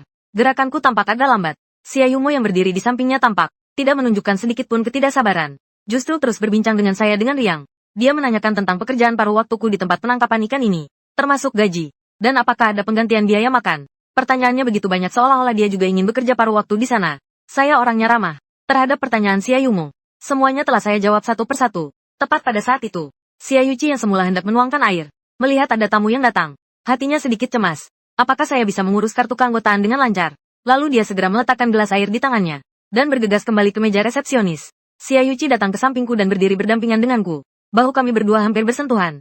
Xia Yuqi sedikit menundukkan tangannya. Dia bertanya dengan suara pelan. Apakah Anda sedang mengurus kartu keanggotaan tahunan? Aku mengangguk pelan. Dengan sedikit malu-malu, aku mengangkat kepala. Sambil tersenyum kepada Xia Yuqi, aku berkata, kakak senior, saya belum terlalu paham cara menggunakan sistem keanggotaan ini. Saat bertatapan denganku, Xia Yuqi terdiam sejenak. Tapi tak lama kemudian dia sadar kembali dan berkata, tidak apa-apa, aku akan membantumu. Kamu tinggal lihat saja dari samping. Sambil berkata, dia dengan alami mengambil mouse dari tanganku, dan jari-jarinya yang ramping, tanpa sengaja menyentuh tanganku. Keduanya tidak mempermasalahkan detail kecil ini. Namun, Su Xiaowei yang berdiri di luar konter, melihat semuanya dengan jelas. Wajahnya langsung menjadi muram. Suasana hatinya yang tadinya baik-baik saja, sekarang jadi tidak enak. Xia Yumo berdiri di sampingnya, berbisik padanya tentang adik ketujuh. Kamu ini cukup kompetitif. Su Xiaowei cemberut, menghela napas dengan sedikit pasrah. Tidak ada yang bisa dilakukan. Seorang pemuda yang bisa membuatnya jatuh cinta pada pandangan pertama, pasti orang lain juga akan menyukainya. Lagi pula, aku tampan, baik hati, dan ramah. Kalau tidak ada yang menyukaiku, itu baru aneh. Xia Yuqi segera mengoperasikan sistem. Dia menyerahkan 2 kartu keanggotaan. Selamat siang, kartu keanggotaan Anda sudah siap. Ini adalah kartu tahunan. Selama masa berlakunya, tidak ada batasan jumlah kunjungan. Anda bisa datang kapan saja. Tidak perlu membuat janji terlebih dahulu. Peralatan memancing dapat dipinjam secara gratis. Jika ingin memesan tempat khusus, Anda perlu memesan tempat terlebih dahulu. Setelah Su Xiaowei dan Xia Yumo menerima kartu keanggotaan, mereka mengucapkan terima kasih kepada saya dan Xia Yuqi, berbalik dan pergi, mulai mencari tempat yang cocok untuk memancing. Xia Yuqi tetap berdiri di tempat, menyaksikan mereka semakin menjauh, sampai sosok keduanya sepenuhnya menghilang dari pandangannya. Baru setelah itu dia menoleh, dan bertanya dengan suara pelan, apakah mereka teman sekelasmu? Aku tersenyum dan mengangguk. Aku menjawab bahwa mereka adalah senior dari bida di sebelah. Xia Yuqi tidak bisa menahan diri untuk mengangkat alisnya. Tampak sedikit terkejut. Mahasiswa juga suka memancing. Dia sudah bekerja di tempat pemancingan ini selama beberapa tahun. Mengenai keadaan para anggota di sini, dia sangat menguasainya. Anggota Sosia Su Xiaowei dan Xia Yumo, dalam ingatannya benar-benar sangat langka. Meskipun bukan tidak ada sama sekali. tetapi memang sangat langka. Sepertinya aku melihat keraguan di wajah Xia Yuqi. Aku segera menjelaskan bahwa mereka adalah mahasiswa Fakultas Pertanian. Kakak senior yang memakai baju biru itu sedang mengerjakan tugas tentang budidaya ikan. Itulah sebabnya mereka datang ke sini khusus untuk mencari bahan, untuk melakukan penelitian. Setelah mendengar kata-kata itu, raut wajahnya semakin menunjukkan rasa terkejut. Benarkah begitu? Tapi aku jelas ingat Fakultas Pertanian di Bida. Sepertinya ada beberapa peternakan di sana. Setelah mendengar kata-kata Xia Yuqi, aku tak bisa menahan diri untuk sedikit terkejut dan melebarkan mata. Aku menunjukkan ekspresi tak percaya, dan bertanya dengan ragu. Benarkah begitu? Tampaknya, saya tidak terlalu paham dengan situasi di Fakultas Pertanian. Namun, Xia Yuqi justru cukup paham soal hal-hal seperti ini. Dia melihat ekspresi penasaran saya, lalu dengan sabar menceritakan beberapa hal terkait Fakultas Pertanian. Xia Yuqi memberitahuku, Fakultas Pertanian memiliki lahan pertanian yang sangat luas. Ini adalah tempat penting bagi para mahasiswa untuk melakukan praktik dan belajar. Dan tidak hanya sekadar bertani. Fakultas Pertanian juga memiliki peternakan, tempat budidaya ikan, serta kebun buah-buahan, dan sebagainya. Bisa dikatakan bahwa tempat ini mencakup berbagai aspek di bidang pertanian. Kemudian gaya bicara Xia Yuqi berubah, dan menyebutkan bahwa mereka datang ke tempat memancing kecil ini. Dia merasa sangat bingung, karena jika tujuan mereka adalah untuk melakukan penelitian budidaya ikan, maka tempat pemancingan kecil ini sepertinya bukan pilihan yang tepat. Lagi pula, skalanya relatif kecil, dan sumber dayanya juga terbatas. Dibandingkan dengan tambak ikan berskala besar yang dimiliki oleh Fakultas Pertanian, perbedaannya sangat jauh. Xia Yuqi tak bisa menahan diri untuk tidak meragukan apakah ikan yang mereka tangkap di sini benarkah bisa membantu penelitian mereka. Menurutku, jangan sampai seharian ini tidak menangkap seekor ikan pun. Dari perkataannya, terdengar keraguan dan kekhawatiran terhadap pilihan orang-orang ini.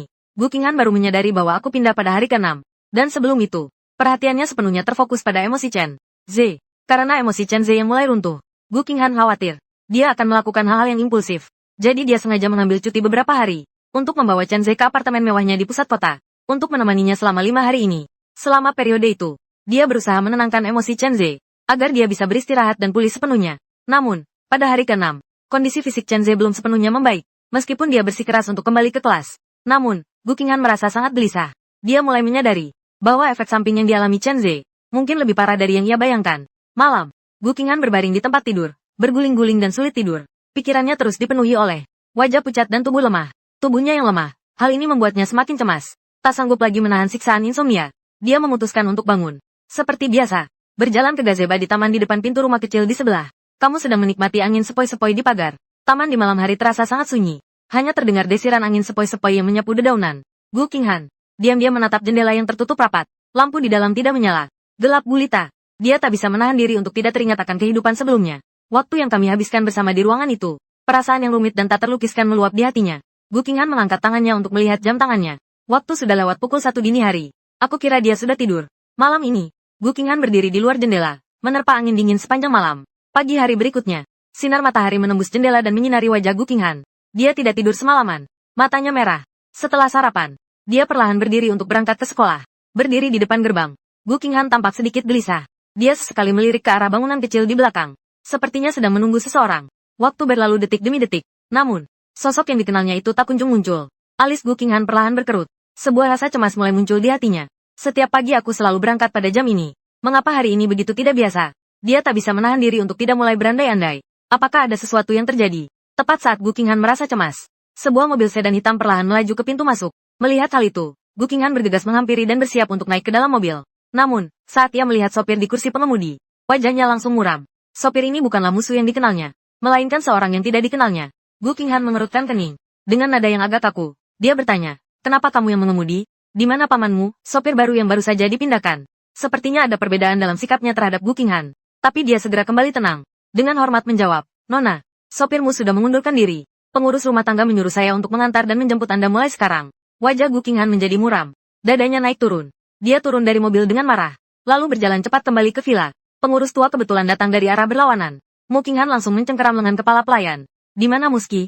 Pengurus tua itu tiba-tiba ditangkap olehnya. Wajahnya tampak terkejut sejenak. Dia berkata dengan nada terkejut, "Ah, Nona, maksud Nona Muski? Muski mengundurkan diri kemarin. Sekarang dia sudah meninggalkan keluarga Gu." Gu Qinghan bertanya dengan wajah muram mengapa dia mengundurkan diri. Kalau dia mengundurkan diri, bagaimana dengan Mu Chen? Bukankah Mu Chen juga akan meninggalkan keluarga Gu? Benar saja, seperti yang diduga. Belum sempat dia bertanya, pengurus rumah tangga tua itu langsung melanjutkan pembicaraannya. "Sopirmu sudah pindah. Katanya dia mau pulang ke kampung halamannya untuk mengurus beberapa hal. Mu Chen juga sudah pindah. Sepertinya dia pindah ke asrama. Karakter Muski memang tak ada duanya. Aku ingin mencari orang lain yang seperti dia." Sepertinya itu tidak mudah. Wajah Gu Qinghan semakin muram. Dia seperti patung. Berdiri diam di sana tanpa bergerak. Namun matanya dipenuhi aura spiritual. Seolah-olah bisa meledak kapan saja. Siapa sangka hal ini bisa berkembang sejauh ini. Ini adalah sesuatu yang tidak pernah ia duga. Di kehidupan sebelumnya, aku benar-benar mencintainya sepenuh hati. Aku mencintainya sepenuh hati. Selalu menemaninya. Tidak pernah sekalipun meninggalkannya. Sedangkan pamanmu juga selalu bekerja sebagai sopir di keluarga Gu. Meskipun dia dan aku sudah menjalin hubungan selama 5 tahun, pamanmu juga tidak pernah mengundurkan diri. Namun kini dia kembali setelah terlahir kembali. Segala sesuatunya menjadi sangat berbeda. Apa yang sebenarnya terjadi? Apakah hanya karena kelahirannya kembali? Apakah semua orang dan segala hal harus berubah? Lalu bagaimana dengan Mu Chen? Apakah dia masih akan mencintaiku dengan sepenuh hati? Pertanyaan ini terus berputar-putar di benak Gu Qinghan, membuatnya merasa panik dan gelisah. Pekerjaan saya sebagai produser di tempat pemeliharaan ikan berlanjut hingga pukul 9 malam. Setelah sibuk sepanjang malam, saya merasa sedikit lelah. Setelah menyelesaikan urusan yang ada, saya bersiap pulang. Saat itu, lampu-lampu di tempat penangkapan ikan berkedip-kedip di kegelapan malam, menciptakan suasana yang samar-samar, menambah suasana yang tenang. Tepat pada saat itu, Su Xiaowei membawa ember pancing, kembali dengan langkah ringan. Sedangkan Xia Yumo yang semula pergi memancing bersamanya, tidak terlihat jejaknya. Begitu aku melihat Su Xiaowei, mataku langsung berbinar. Aku mendekat, pandangan saya tertuju pada ember di tangannya. Dengan penasaran dia bertanya, "Kak, kamu sudah dapat ikan belum?" Su Xiaowei sedikit mengangkat sudut bibirnya. Dengan senyuman tipis, dia mengulurkan ember di tangannya ke arahku. Aku menunduk untuk melihat. Ember itu kosong. Tidak ada apa-apa. Awalnya aku terdiam sejenak. Lalu aku tak bisa menahan diri dan tertawa. Sambil tertawa, aku berkata kepada kakak senior, "Kenapa kamu gak dapat apa-apa ya?" Su Xiaowei berdiri di samping, menunduk sambil diam-diam memandang wajahku yang tersenyum. Tanpa disadari, senyuman pun muncul di wajahnya. Senyuman lembut. Dia sedikit menundukkan kepalanya. Dengan suara yang pelan, "Pertama kali memancing, teknikku belum terlalu bagus. Lain kali aku akan berusaha." Sebenarnya dia tahu bahwa dia sama sekali tidak memusatkan pikirannya pada memancing. Memancing hanyalah sebuah alasan. Tujuannya bukan pada memancing. Lagi pula, bagaimana mungkin dia benar-benar peduli apakah ikan itu tertangkap atau tidak? Setelah aku tertawa, sambil memiringkan kepala dan bertanya kepada kakak perempuannya, "Di mana kakak perempuannya? Dia tidak pulang bersamamu?" Su Xiaowei menggelengkan kepalanya pelan. Dia menjawab, "Xia Yumo sudah pulang. Sudah tidak terlalu pagi. Kamu sudah makan malam?" Tanpa sadar aku menggelengkan kepala. Bekerja sepanjang malam. Saat itu perutku sudah keroncongan. Tapi kali ini aku berpikir dalam hati. Aku tidak boleh lagi membiarkan Su Xiaowei mentraktir makan. Jadi aku berkata kepada kakak senior, "Aku yang traktir kamu makan." Reaksi pertama Su Xiaowei saat mendengar itu adalah menolaknya dengan sopan. Lagi pula, dia tidak ingin aku mengeluarkan uang. Tapi setelah berpikir sejenak, dalam hubungan antar manusia, saling memberi dan menerima itu penting. Baru dengan begitu hubungan ini bisa terus berkembang. Kali ini dia menerima undangan saya. Maka lain kali dia punya alasan untuk mentraktir saya makan. Setelah memikirkannya, dia pun dengan senang hati menyetujuinya. Lalu Su Xiaowei menyerahkan peralatan pancingnya, dan menyimpannya di kantor pengelola tempat memancing, untuk bersiap pergi bersamaku ke tempat makan. Saat itu, Xia Yuqi kebetulan keluar dari rumah di sebelah. Sekilas ia melihat Su Xiaowei yang sedang menyimpan peralatan memancing. Dia sedikit menyipitkan matanya. Dia mendekat dan bertanya dengan suara pelan kepadaku, "Mu Chen, apakah itu pacarmu?" Suaranya tidak terlalu keras. Namun, di lingkungan yang relatif tenang ini, saya mendengarnya dengan jelas. Aku mendengar pertanyaan itu dan berseru. Aku menggelengkan kepala dengan panik. Suaraku tanpa sadar menjadi lebih pelan. Dengan sedikit rasa malu, aku berkata, "Tentu saja tidak. Dia hanya kakak senior dari sekolah sebelah." Xia Yuqi mengangguk sambil merenung. Sudut bibirnya sedikit terangkat. Dia berkata pelan, "Jadi begitulah. Sepertinya aku salah paham." Dia baru saja melihat Su Xiaowei dan aku berjalan berdampingan. Suasana di antara kami berdua sangat akrab. Dia benar-benar mengira kami adalah sepasang kekasih. Tapi aku malah terpojok oleh ucapan Xia Yuqi ini. Setelah Su Xiaowei selesai menyimpan peralatan pancingnya dan kembali, tanpa sadar aku diam-diam menjauh dari Su Xiaowei. Di antara kami berdua, dengan jarak sekitar setengah meter, kami berjalan keluar. Su Xiaowei dengan tajam menyadari ada yang aneh pada diriku. Hatinya tak bisa menahan rasa penasaran. Tanpa sadar, dia melangkah mendekatiku, berusaha mendekatkan jarak di antara kami. Namun, aku langsung diam-diam mundur selangkah ke arah lain. Langkah Su Xiaowei terhenti. Segera menyadari ada yang tidak beres. Ternyata aku sedang menghindarinya. Untuk memastikan dugaannya, Su Xiaowei kembali mendekatiku dengan hati-hati. Akibatnya, aku kembali dengan cepat menghindar ke samping. Su Xiaowei sedikit mengerutkan kening. Dia tak bisa menahan diri dan memanggil Mu Chen. Aku mendengar panggilannya dan langsung menengadah. "Ada apa, kakak?" Saat itu kami sudah berjalan keluar dari tempat pemancingan, menuju halte bus. Jalan ini panjangnya sekitar beberapa puluh meter. Cukup terpencil. Tidak ada lampu jalan yang terang di sekitarnya. Terlihat agak gelap. Sesekali terdengar suara serangga dari semak-semak di tepi jalan. Semakin menambah suasana yang tenang dan misterius. Su Xiaowei tiba-tiba mengulurkan tangannya. Gerakannya cepat dan kuat. Tiba-tiba menarik lenganku. Dan menarikku ke samping dengan keras. Aku belum sempat bereaksi. Tubuhku sudah kehilangan keseimbangan. Aku ditarik ke samping oleh Su Xiaowei.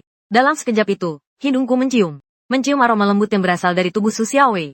Aroma segar itu membuatku sedikit terpesona. Aku tertegun sejenak. Setelah tubuhku kembali stabil, aku melihat ke arah yang baru saja ditunjukkan Su Xiaowei. Ternyata di depan tempat yang baru saja aku lewati ada lubang besar. Mulut lubangnya tidak terlalu besar, tapi jika tidak hati-hati dan terperosok ke dalamnya, kemungkinan besar akan terluka. Mataku sedikit melebar. Mataku dipenuhi rasa takut. Menatap Su Xiaowei. Mataku dipenuhi rasa syukur kepada kakak senior. Terima kasih sudah menyelamatkanku. Astaga, ini terlalu berbahaya. Tanpa sadar aku meraba dada untuk merasakan detak jantung. Jika Su Xiaowei melepaskan lenganku, Disem mengingatkan agar berjalan dengan hati-hati. Jangan sampai teralihkan. Aku menatap tangan Su Xiaowei yang ditarik kembali. Rona merah di wajahnya semakin jelas. Aku mengangguk pelan. Dengan suara serak seperti dengungan nyamuk, aku berkata, aku mengerti. Kakak, meskipun tangan Su Xiaowei sudah melepaskan, tapi di tempat yang baru saja dia pegang, seolah-olah masih tersisa sentuhan dingin itu. Aku tak bisa menahan diri untuk diam-diam mengamati tangan Su Xiaowei. Tangannya sangat mungil. Jari-jarinya ramping dan tulang-tulangnya terlihat jelas. Seolah-olah sebuah karya seni yang indah. Membuat orang tak bisa menahan diri untuk tidak melihatnya lagi. Sekarang, setiap kali aku melihat tangan Su Xiaowei, pikiran saya selalu tak bisa menahan diri untuk membayangkan. Kita saling menggenggam tangan. Saat itu, aku menyimpannya dalam hati. Sepertinya aku harus menjaga jarak dengan Su Xiaowei. Kami berdua pergi ke sebuah restoran di dekat Universitas B. Baru saja menemukan tempat duduk dan memesan makanan. Hanya sebentar saat makan, kami sudah bertemu dengan kenalan. Song Yutong kebetulan sedang makan bersama teman-temannya di dekat sana. Tanpa disadari, saat menoleh, dia melihat saya sedang makan bersama Su Xiaowei. Wajahnya menunjukkan ekspresi terkejut. Langsung mengambil ponsel dan diam-diam memotret. Jari-jarinya mengetuk layar dengan cepat. Dia mengirim foto itu ke grup kecil mereka bertiga. Gu Qinghan, anak sopirmu dan Su Xiaowei punya hubungan yang baik. Sejak terakhir kali mereka makan bersama, Chu Ruoyao. Setelah memberitahu mereka tentang identitas Su Xiaowei, Song Yutong menjadi sangat memperhatikan Su Xiaowei. Selalu mengawasi setiap gerakannya. Menurut Song Yutong, Su Xiaowei berasal dari keluarga kaya. Latar belakang keluarganya sama sekali tidak kalah dengan Gu Qinghan. Tapi kenapa standarnya dalam memilih pasangan begitu rendah? Gu Qinghan saat ini sedang berbaring sendirian di kamar yang remang-remang. Tirai tebal menutupi jendela. Sinar matahari terhalang di luar. Seluruh ruangan dipenuhi suasana yang suram. Ada beberapa botol minuman kosong di atas meja. Beberapa di antaranya tergeletak berantakan. Sebagian berdiri goyah di tepi. Setelah mabuk, Gu Qinghan tergeletak di sofa. Namun, dia mengalami mimpi yang tidak menyenangkan. Dalam mimpinya, dia melihat dirinya sendiri demi Chen Ze. Dengan kejam mengusir Mu Chen. Mu Chen menyeret kopernya. Punggungnya penuh kesedihan. Tepat saat dia melangkah ke jalan raya, sebuah mobil tiba-tiba menerobos lampu merah. Dengan kecepatan sangat tinggi. Seperti binatang buas yang lepas kendali. Suara dentuman keras seperti petir di siang bolong. Mu Chen terlempar beberapa meter. Tubuhnya terjatuh dengan keras ke tanah. Saat itu, dia berdiri di depan jendela kaca lantai langit-langit apartemennya, sambil memeluk Chen Ze dengan erat. Ciuman yang penuh gairah. Tanpa sengaja, pandangannya menembus kaca, melihat adegan yang terjadi di jalan raya di luar. Pada saat itu, matanya tiba-tiba melebar. Pupil matanya membesar dengan cepat. Segera mengenali orang yang tertabrak di jalan itu. Koper di jalan itu pasti milik Mu Chen. Gu Qinghan seketika terkejut. Dia mendorong Chen Ze dengan keras. Dia berlari menuruni tangga seolah-olah gila. Langkahnya terhuyung-huyung beberapa kali hingga hampir terjatuh. Semua orang dengan wajah sedih memberitahunya, Mu Chen telah meninggal. Tapi dia sama sekali tidak percaya. Bagaimana mungkin? Orang yang selalu menemaninya, Mu Chen yang selalu merawatnya dengan sangat baik. Bagaimana mungkin dia bisa menghilang begitu saja? Kecemasan yang luar biasa bagaikan jaring tak terlihat, menutupi dirinya dengan erat, hingga ia tak bisa bernapas. Tepat saat itu, Gu Qing tiba-tiba terbangun dari mimpinya. Dia langsung duduk tegak, keningnya dipenuhi butiran keringat sebesar kacang. Menuruni pipinya, kepalanya terasa sakit sekali. Seolah-olah ada jutaan jarum yang menusuk, tenggorokannya kering dan terasa seperti terbakar. Dengan suara serak, secara refleks memanggil Mu Chen. Suaranya dipenuhi kelelahan dan keputusasaan yang tak berujung. Dia menutup mata dan bersandar di sofa. Karena selama 5 tahun terakhir, setiap kali dia mabuk atau sakit, aku selalu ada di sisinya, memberinya segelas air hangat, dan menenangkannya dengan lembut selama masa-masa setelah dia kembali ke dunia ini. Awalnya dia memang berniat untuk bersama Chen Ze. Dia sengaja menjaga jarak denganku. Namun seiring berjalannya waktu, dia menyadari bahwa dirinya seolah-olah sudah terbiasa dengan hidup bersamaku. Kehidupan sehari-hari yang penuh dengan hal-hal sepele. Setiap gerak-gerikku sudah terukir dalam hidupnya. Dia sama sekali tidak bisa hidup tanpaku. Dia bersandar di sofa, mengulurkan tangan untuk menggosok dahinya yang sakit. Dia memanggil Mu Chen sekali lagi. Kemudian suaranya terhenti. Pelan-pelan membuka matanya. Di depannya terdapat ruangan yang gelap dan suram. Tanpa lampu, seluruh ruangan terasa sangat menekan. Di atas meja terdapat botol-botol minuman yang berantakan. Di sofa terdapat pakaian yang berserakan. Semuanya berantakan. Karena tanpa izin darinya, para pembantu di rumah tidak berani masuk ke kamarnya tanpa izin.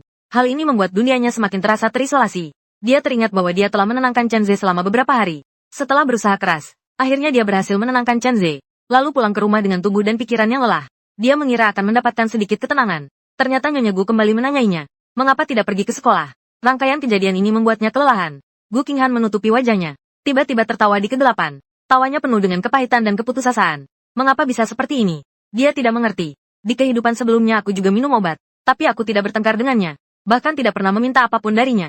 Aku terus menahan semuanya dalam diam. Dia saat itu tidak pernah merasa telah memperlakukan saya dengan tidak adil. Tapi sekarang, jika dibandingkan dengan Chen Ze, dia baru menyadari, seorang pria yang benar-benar mencintainya, dia tidak akan rela membuatnya kesulitan. Dan aku selalu menjadi orang yang diam-diam berkorban, yang sangat mencintainya. Tepat pada saat itu, ponsel berbunyi, memecah keheningan di dalam ruangan. Dia mengulurkan tangan untuk mengambilnya.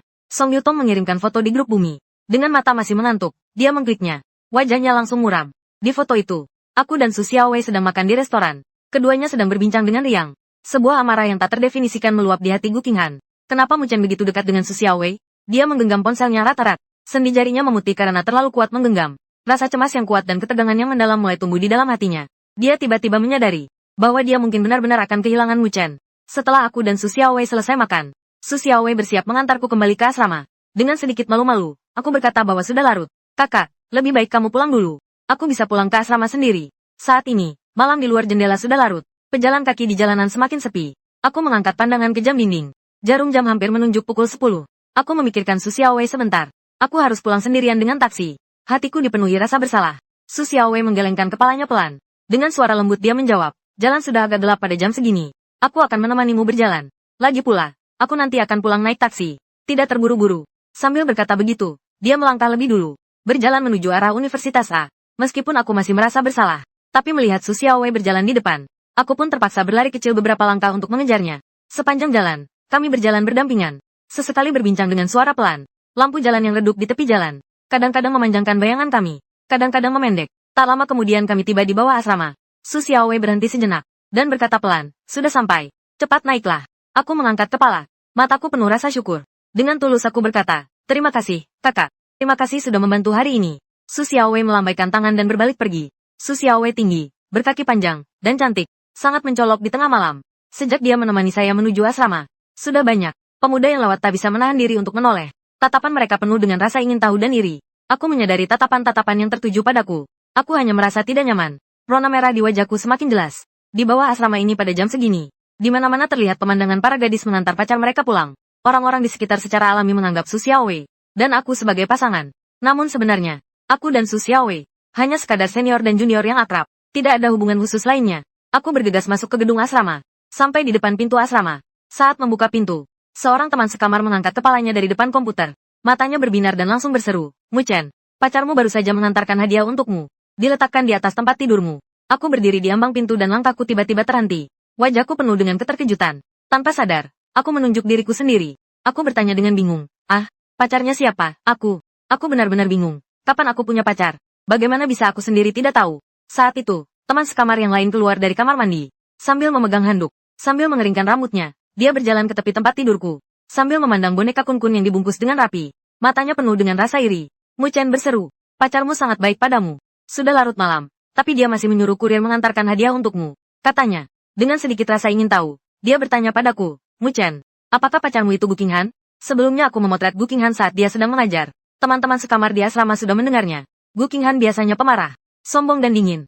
Dia acuh tak acuh terhadap siapapun. Tapi setiap hari aku memotretnya saat dia mengajar.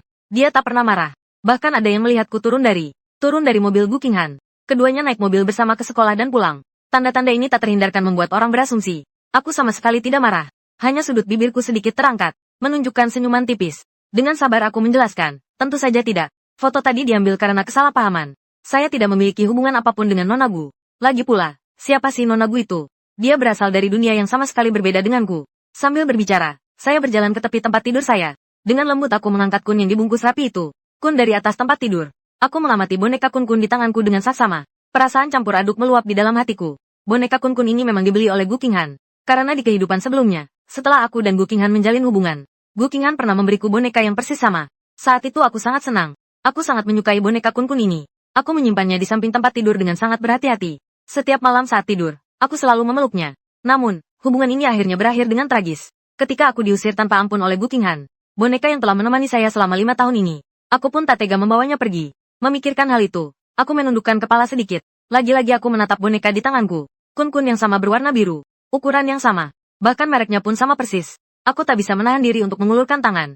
Jari-jariku dengan lembut membelai kotak kun-kun. Perasaan campur aduk di dalam hati. Teman sekamarku, Wen Jingran, tampak sangat penasaran. Segera mendekat. Dengan saksama, melihat-lihat logo merek boneka kun-kun ini. Wajahnya menunjukkan ekspresi terkejut. Dia berbisik kepadaku, Muchen, boneka merek ini sangat mahal. Harganya pasti mencapai 7 digit per buah. Kata-katanya penuh dengan kekaguman atas nilai boneka ini. Aku mengangkat pandangan sedikit dan melirik Wen Jingran. Mataku memancarkan sedikit rasa pasrah. Aku menggelengkan kepala perlahan. Dengan nada tenang, aku menjawab, aku juga tidak tahu tentang harga barang-barang mewah ini. Aku memang jarang memperhatikan. Saat ini di dalam hati, sedang kacau balau. Pikiran saya jadi kacau. Lalu seolah-olah aku teringat sesuatu. Lalu bertanya lagi pada Wen Jingran. Boneka ini dikirim oleh kurir. Kamu tidak melihat orangnya? Wen Jingran dan teman sekamar lainnya, Jing Chengyu saling bertukar pandang. Keduanya menggelengkan kepala secara bersamaan. Jing Chengyu mulai menjelaskan sambil mengeringkan rambutnya yang basah. Sambil berkata, aku mengerti. Adalah kurir yang mengantarkannya ke pintu asrama dan menyerahkannya kepada pengurus asrama. Lalu petugas asrama melihat kami kembali. Meminta kami membawanya kembali. Setelah mendengarnya, aku mengangguk pelan. Dan berkata pelan, baiklah, aku keluar sebentar. Setelah berkata begitu, aku memeluk boneka berbulu di pelukanku. Berbalik dan keluar dari asrama. Aku berjalan ke tempat sampah di bawah asrama. Mataku melirik sekilas. Tanpa sengaja, pandanganku terpaku pada sebuah mobil sport merah. Model mobil yang familiar dan plat nomor yang unik. Seketika membuatku mengenali bahwa itu adalah mobil Gu Qinghan. Aku sedikit menyipitkan mata. Sebuah senyuman sinis muncul di sudut bibirku. Dalam hati, aku merasa Gu Qinghan agak konyol. Jadi, apa maksudnya ini? Dia menganggap serius kalimat yang aku ucapkan tadi tentang mengejar-ngejar. Sekarang dia benar-benar mulai mengejarku. Chen. Apakah dia sudah pergi ke luar negeri? Hanya saat Chen pergi ke luar negeri, Gu Qinghan baru akan datang mencari pengganti dalam kemarahan, kan? Di tengah malam yang kabur, aku tersenyum sinis. Lalu tanpa ragu-ragu, boneka kun-kun yang kupeluk, seperti membuang barang tak berharga, ke dalam tempat sampah. Gerakannya tegas dan cepat, tanpa sedikit pun keraguan atau rasa sayang. Gu Qinghan yang duduk di dalam mobil di kejauhan. Sejak aku kembali, dia melihat, matanya terus mengikuti bayanganku, tanpa pernah lepas sedetik pun. Dia melihat dengan mata kepalanya sendiri saat Su Xiaowei mengantarku ke bawah gedung asrama. Setelah berbincang sebentar, Su Xiaowei berbalik dan pergi. Kemudian dia melihat saya memeluk hadiah yang dia berikan. Langkah demi langkah menuju tempat sampah. Mata Gu Qinghan dipenuhi rasa tak percaya. Dia menatapku dengan tajam. Melihatku melempar boneka kun-kun. Seolah-olah itu adalah sampah yang menjengkelkan. Dan melemparkannya ke tempat sampah. Saat pergi, aku bahkan tidak menoleh sekalipun ke arah Gu Qinghan. Rasanya hatiku seolah-olah dipukul dengan keras. Rasa putus asa yang belum pernah kurasakan sebelumnya meluap di hatiku. Tidak mungkin. Ini tidak mungkin. Bibir Gu Qinghan bergetar sedikit. Dia bergumam pelan. Bukankah dia paling suka boneka kun-kun ini? Gu Qinghan dengan panik mengeluarkan ponselnya.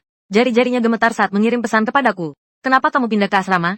Tidakkah tinggal di rumahku lebih baik? Sangat ingin mendapatkan jawaban. Ingin tahu mengapa aku bertingkah aneh seperti ini. Namun, pesan itu baru saja terkirim. Sebuah tanda seru merah langsung muncul. Gu Qinghan menatap tanda seru di layar. Seluruh tubuhnya seolah membeku. Ternyata aku telah menghapusnya. Dia bahkan belum menjadi temanku. Fakta ini seperti petir. Seperti petir di siang bolong. Membuat Gu Qinghan terdiam di kursi pengemudi. Dan tak bisa pulih dari keterkejutannya. Kemarahan di dalam hatinya, kebingungan, kekecewaan, dan berbagai emosi lainnya bercampur aduk, membuat hatinya gelisah. Gu Qinghan, setelah Nyonya Gu memberi obat kepada Chen Zhe, dia jarang kembali ke kediaman keluarga Hu. Sebelumnya dia kembali karena dia sedikit ingin bertemu denganku. Meskipun dia sendiri tidak mengerti, mengapa dia harus mendekatiku. Dia sudah bersama aku selama 5 tahun. Dia sudah terbiasa dengan perawatanku. Dan selama 5 tahun bersama, membuatnya secara tidak sadar, menganggapku sebagai miliknya. Dia terbiasa mengendalikan segala hal tentangku. Tapi sekarang aku kehilangan kendali. Hal ini membuat Gu Qinghan sedikit gelisah. Gu Qinghan di kehidupan sebelumnya sering menderita sakit kepala. Setiap kali sakit kepala kambuh, rasa sakit yang menusuk itu, seperti ada sebuah paku tajam, yang mengaduk-aduk di dalam kepala, membuatnya sangat menderita. Tapi untungnya, saat itu aku selalu meracikkan sebuah wewangian khusus untuknya. Ketika rempah-rempah itu dinyalakan, asap tipis yang mengepul membawa aroma yang unik, menyebar ke seluruh ruangan. Cukup dengan mencium aroma ini, ia pun bisa tertidur lelap dalam waktu singkat. Yang menakjubkan adalah, setelah bangun tidur, sakit kepala itu akan hilang secara ajaib. Kini, setelah terlahir kembali, masalah sakit kepala sebelahnya, meski belum separah di kehidupan sebelumnya, namun belakangan ini, karena banyak hal yang mengganggu, ia jadi sulit tidur. Ditambah lagi masalah Chen Zhe membuatnya gelisah sepanjang hari. Gejala sakit kepalanya bahkan mulai menunjukkan tanda-tanda kambuh. Gu Qinghan mengerutkan kening, berusaha keras mencari-cari uang di dalam ingatannya. Itu adalah nama rempah yang aku racik untuknya. Beberapa saat kemudian dia mengeluarkan ponselnya, menuliskan nama rempah-rempah itu dan mengirimkannya kepada pelayan, dan secara khusus memerintahkan pelayannya agar segera mencari seorang ahli parfum untuk meracik rempah-rempah tersebut. Setelah mengirim pesan, baru kemudian dia membuka pintu mobil, kembali ke rumah yang ditinggali bersama Chen Zhe. Saat itu, Chen Zhe telah pindah untuk tinggal bersama Gu Qinghan di apartemen luas di pusat kota. Saat Gu Qinghan membuka pintu rumah, Chen Zhe yang sedang asyik melihat foto, mendengar suara, seperti pencuri yang tertangkap basah. Wajahnya panik. Dengan panik, dia segera mematikan ponselnya, lalu segera berdiri, menyunggingkan senyum ke arah Gu Qinghan, berbicara tentang kemiskinan. Kamu sudah pulang. Gu Qinghan merasa gelisah, sama sekali tidak menyadari gerakan kecil Chen Zhe. Dengan raut wajah serius, dia mengangguk pelan. Dengan suara rendah ia bertanya, sudah larut malam begini, kenapa belum tidur? Dia mengangkat pandangannya. Jarum jam di dinding telah diam-diam menunjuk ke arah hampir pukul 12. Melihat keluar melalui jendela kaca besar, jalan di luar sunyi senyap. Tidak ada jejak pejalan kaki. Bahkan kendaraan yang sesekali melintas pun sangat sedikit. Seolah-olah seluruh dunia sedang tertidur. Hanya tersisa jalanan yang sepi, yang membentang ke kejauhan di bawah cahaya lampu jalan yang redup. Pandangan Gu Qinghan tertuju pada jalan di luar jendela. Namun pikirannya tanpa sadar melayang kembali ke kehidupan sebelumnya. Di kehidupan sebelumnya, aku berada di jalan ini, terlempar oleh mobil yang melaju kencang. Hatinya sedikit ragu. Jalan ini yang biasanya sepi lalu lintas. Kenapa kebetulan sekali? Justru saat aku lewat, ada sebuah mobil yang lepas kendali melaju ke arahku. Wajah Gu Qinghan tampak dingin. Berjalan ke jendela kaca besar. Tubuhnya sedikit condong ke depan. Menunduk sambil menatap jalan di luar. Chen Zhe melihat Gu Qinghan dalam keadaan seperti itu. Hatinya sedikit gelisah. Tidak tahu apa yang terjadi padanya. Chen Zhe berjalan mendekat dengan langkahnya sendiri. Mengulurkan kedua tangannya untuk memeluk pinggang Gu Qinghan. Dengan suara lembut dan sedikit nada kesal, dia berkata, Han, akhir-akhir ini suasana hatimu kurang baik. Apakah karena aku? Maaf, aku juga tidak mau. Gu Qinghan mengalihkan pandangannya dari jalan. Rasa sakit di kepalanya semakin kuat. Seolah-olah ada tangan besar tak terlihat, yang memukul kepalanya dengan keras. Dia secara refleks menelepon polisi. Suara Chen Zhe terdengar rendah dan tak jelas. Urusanmu, Zhe, ini salahku. Aku yang tidak merawatmu dengan baik. Namun, saat dia berbicara, matanya tak bisa menahan diri untuk kembali melayang ke jalan di luar jendela. Suara itu bergema tak terkendali di benaknya. Suara rem yang menusuk dan membuat jantung berdebar. Serta suara koper yang hancur tertabrak. Dia masih mengingatnya dengan jelas. Dari koper yang hancur itu, ekor boneka kun-kun berwarna biru yang terlihat. Boneka itu dulunya adalah barang kesayangan Mu Chen. Meski di kehidupan sebelumnya mereka berpisah, Mu Chen tidak membawa apa-apa. Hanya boneka itu yang dia bawa. Namun di kehidupan ini, mengapa Mu Chen malah dengan tegas membuang boneka itu ke tempat sampah? Qinghan Chen Zhe melihat Gu Qinghan kembali tenggelam dalam lamunan. Memanggilnya dengan lembut. Baru saat itu Gu Qinghan tersadar. Menunduk menatap Chen Zhe dan bertanya, ada apa? Chen Zhe mengamati wajah Gu Qinghan dengan saksama. Matanya penuh dengan kepedulian. Lalu tersenyum lembut dan berkata, sudah larut malam. Cepatlah mandi. Setelah mandi, kamu harus istirahat. Besok kamu harus ke sekolah. Gu Qinghan mengangguk pelan. Melepaskan pelukannya dari Chen Zhe. Berbalik dan berjalan menuju kamar mandi. Chen Zhe kembali duduk di sofa. Dia mengeluarkan ponselnya lagi. Jari-jarinya dengan lembut mengetuk untuk membuka album pribadi. Sebuah foto langsung terlihat. Itu adalah saat dia masih di SMP. Saat mengikuti sebuah perkemahan musim panas internasional. Bersama seorang teman sekelas perempuan. Dia tersenyum cerah di foto itu. Matanya jernih. Penuh dengan semangat muda. Bertahun-tahun telah berlalu. Dia selalu menyimpan foto ini dengan sangat hati-hati. Dan tak pernah rela menghapusnya. Chen Zhe mengulurkan jarinya dan dengan lembut mengusap foto itu. Seolah-olah menyentuh kenangan yang jauh namun indah. Tiba-tiba, sorot matanya dipenuhi bayangan kelam.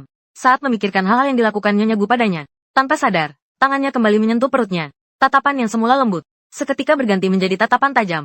Beberapa hari kemudian, aku dan Sen Haxuan sedang duduk di sudut kantin, menikmati makan siang. Sen Haxuan sedang menikmati makanannya, sambil seolah-olah tiba-tiba teringat sesuatu, lalu berkata kepadaku yang berada di sampingnya, oh ya, Mu Chen, kelas kita beberapa hari lagi, akan mengadakan kegiatan membangun tim bersama Fakultas Pertanian di sebelah. Kamu mau ikut nggak? Mata Sen Haxuan bersinar saat berbicara, penuh harapan. Aku mendengar sumpit di tanganku bergetar. Wajahnya menunjukkan sedikit ekspresi kebingungan. Aku sedikit mengerutkan kening. Aku tak bisa memahaminya. Mengapa Fakultas Sastra bekerja sama dengan Fakultas Pertanian di sebelah untuk mengadakan kegiatan membangun tim? Aku menyendok sup di depanku, lalu menyantap sepotong mie. Saya bertanya kepada Sen Haxuan, kenapa tiba-tiba mau mengadakan kegiatan tim bersama Fakultas Pertanian? Hanya Fakultas Pertanian di sebelah saja? Apa ada universitas lain yang ikut juga? Universitas Sains dan Teknologi tempat Chen Zhe kuliah tidak jauh dari Universitas A. Aku tidak ingin bertemu Chen Zhe dan Gu Qinghan sekarang. Kalau kegiatan tim ini berubah jadi acara gabungan antar sekolah, kemungkinan bertemu mereka akan jauh lebih besar. Sen Haxuan menggelengkan kepalanya pelan. Sebuah senyuman muncul di wajahnya. Kamu pasti tidak tahu hal ini, kan? Seorang senior dari Fakultas Pertanian sedang mengejar seorang cowok dari kelas kita. Acara tim building kali ini dia yang mengatur semuanya. Sen Haxuan berbicara. Ada sedikit kegembiraan yang penuh gosip dalam nada suaranya. Mataku sedikit melebar. Terlihat agak terkejut. Kami di sini langsung setuju begitu saja. Apakah tidak ada yang menentang? Menurut saya, kegiatan membangun tim lintas fakultas seperti ini, pasti akan ada banyak orang yang mempertanyakan maknanya. Sen Haxuan mengibaskan tangannya dengan acuh tak acuh, sambil berkata, sudahlah, apa yang perlu ditentang dari ini? Semua orang antusias mendaftar. Sambil berkata, Sen Haxuan dengan terampil menggeser layar ponselnya beberapa kali, membuka sebuah foto, lalu dengan antusias mengarahkan layar ponselnya ke hadapanku, dan bertanya dengan nada misterius, bagaimana? Cantik, kan? Aku sudah memesan. Aku melihatnya dengan seksama dan mataku langsung sedikit melebar.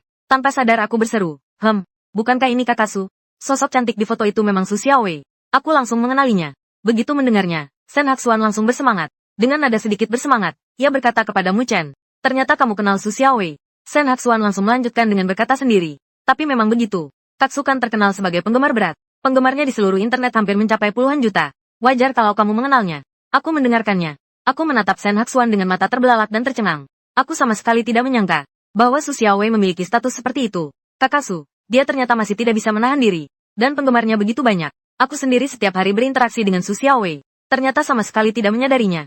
Aku tak bisa menahan rasa penasaranku. Langsung mengambil ponsel dan bertanya kepada Shen Haxuan. Di platform mana Kakasu berada? Apa nama akunnya? Shen Haxuan menjawab sambil tersenyum. Aku punya akun di semua platform. Kamu tinggal cari saja. Pasti ketemu. Nama akunnya adalah Su Xiaowei. Belum pernah diganti. Setelah berkata begitu, Shen Haxuan masih berbisik dengan nada misterius. Acara team building kali ini diadakan karena Su Xiaowei akan datang. Semua cowok senang banget. Semua orang berebut ingin ikut. Hanya untuk melihat ratu kampus yang seksi. Seorang blogger dengan jutaan pengikut. Seperti apa penampilannya di dunia nyata. Aku sudah mendaftarkanmu. Nanti kamu harus menemani aku.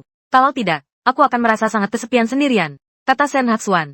Sambil mengulurkan tangan dan menarik-narik lengan bajuku dengan lembut. Dengan wajah penuh permohonan.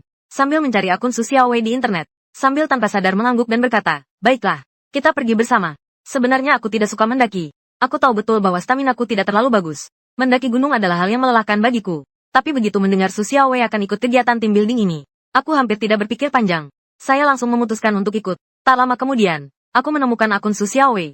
Aku mengkliknya. Isi akun Su Xiaowei. Sebagian besar menampilkan kehidupan sehari-hari mahasiswa pertanian. Kadang-kadang dia juga membagikan pengetahuan tentang tumbuhan dan serangga. Selain konten pembelajaran sehari-hari ini, lebih sering, dia mengajari orang-orang cara menanam bunga dan sayuran. Dalam video tersebut, Su Xiaowei mengenakan topi pelindung matahari, berdiri di tanah yang penuh kehidupan, dengan serius membagikan pengetahuan tentang tumbuhan dan serangga kepada semua orang. Namun, di antara puluhan ribu komentar tersebut, setengah dari mereka, sepertinya tidak peduli dengan apa yang sebenarnya dia katakan.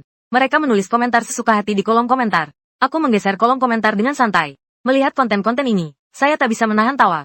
Aku berpikir, seperti Kakasu, seorang siswi yang lembut dan sopan. Apa yang akan dia pikirkan saat melihat komentar-komentar ini? Mungkin dia akan merasa sangat malu. Sudut bibirku sedikit terangkat, menunjukkan sedikit senyuman.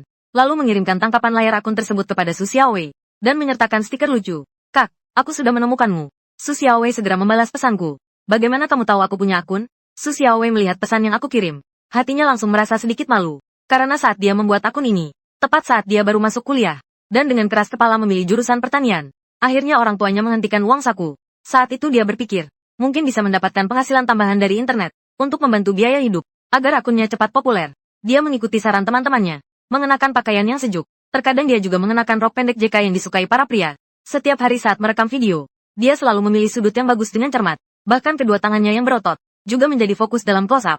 Jadi, banyak penggemarnya yang berani setiap hari menggoda dia di kolom komentar. Terpikir olehku saat melihatnya di internet, dan juga komentar-komentar berani itu. Dia merasa sangat malu. Dia segera mengetik, berusaha memperbaiki citranya di mataku. Aku juga tidak tahu harus berbuat apa. Akun-akun itu semua dibuat atas saran orang lain. Bahkan pakaian dan gerakannya pun dirancang oleh orang lain. Aku benar-benar tidak mengerti. Dia berulang kali menekankan bahwa dia tidak mengerti. Hanya ingin di hadapanku menjaga citra dirinya sebagai senior yang selalu ramah dan jujur. Sebenarnya, akun ini sejak pertama kali dibuat hingga sekarang. Segala hal, termasuk paduan pakaian, garis besar konten penyuluhan pertanian, bahkan gerakan tangan, dan sebagainya. Semuanya direncanakan dengan cermat olehnya sendiri. Setelah mengirim pesan, Su Xiaowei meletakkan ponselnya, dan menutupi wajahnya dengan kedua tangan. Rasanya seolah langit akan runtuh. Orang yang dulu tidak pernah dia pedulikan. Dia bisa berinteraksi dengan penggemar di internet tanpa rasa malu. Bahkan bisa menyerang habis-habisan di kolom komentar. Tapi sekarang setelah ada orang yang disukainya, dia merasa seolah-olah terjebak dalam tempat pembantaian yang sangat besar. Saat ini, Xia Yumo baru saja selesai mencabuti rumput liar di ladang kacang tanah. Dia menegakkan punggungnya dan menyeka keringat di dahinya. Dia menengadah dan melihat Su Xiaowei yang tampak kesal. Dengan penuh perhatian bertanya kepada adik ketujuh. Ada apa denganmu? Ada apa? Su Xiaowei memegang rambutnya. Dengan ekspresi yang sangat rumit, dia berkata, ceritanya agak rumit. Xia Yumo terus mencabuti rumput sambil berkata santai. Kalau begitu, ceritakan saja secara singkat. Su Xiaowei berkata dengan wajah muram. Soal ini, itu seperti kamu jadi streamer yang main di batas-batas di platform luar. Lalu dilihat oleh orang yang kamu sukai. Orang yang kamu sukai bahkan mengambil tangkapan layar dan mengirimkannya kepadamu. Memuji kamu karena melakukannya dengan baik dan hebat. Meskipun dia adalah seorang blogger sains yang serius. Bukan seperti para blogger yang suka main-main. Tapi antusiasme para penggemarnya memang luar biasa. Aku tidak tahu apa yang akan kupikirkan jika melihat komentar-komentar itu. Dia sekarang benar-benar menyesal setengah mati. Xia Yumo mendengarnya. Gerakan tangannya tiba-tiba terhenti. Dan menatap Su Xiaowei dengan terkejut. Setelah beberapa saat, baru Xia Yumo berkata dengan terbata-bata. Adik ketujuh. Aku nggak ngangka. Kamu masih ngotot ngelakuin ini ya? Berapa nomor akunmu? Aku akan mengikuti kamu. Sambil berkata begitu, Xia Yumo benar-benar mengeluarkan ponselnya. Melihat hal itu, Su Xiaowei langsung tersipu malu.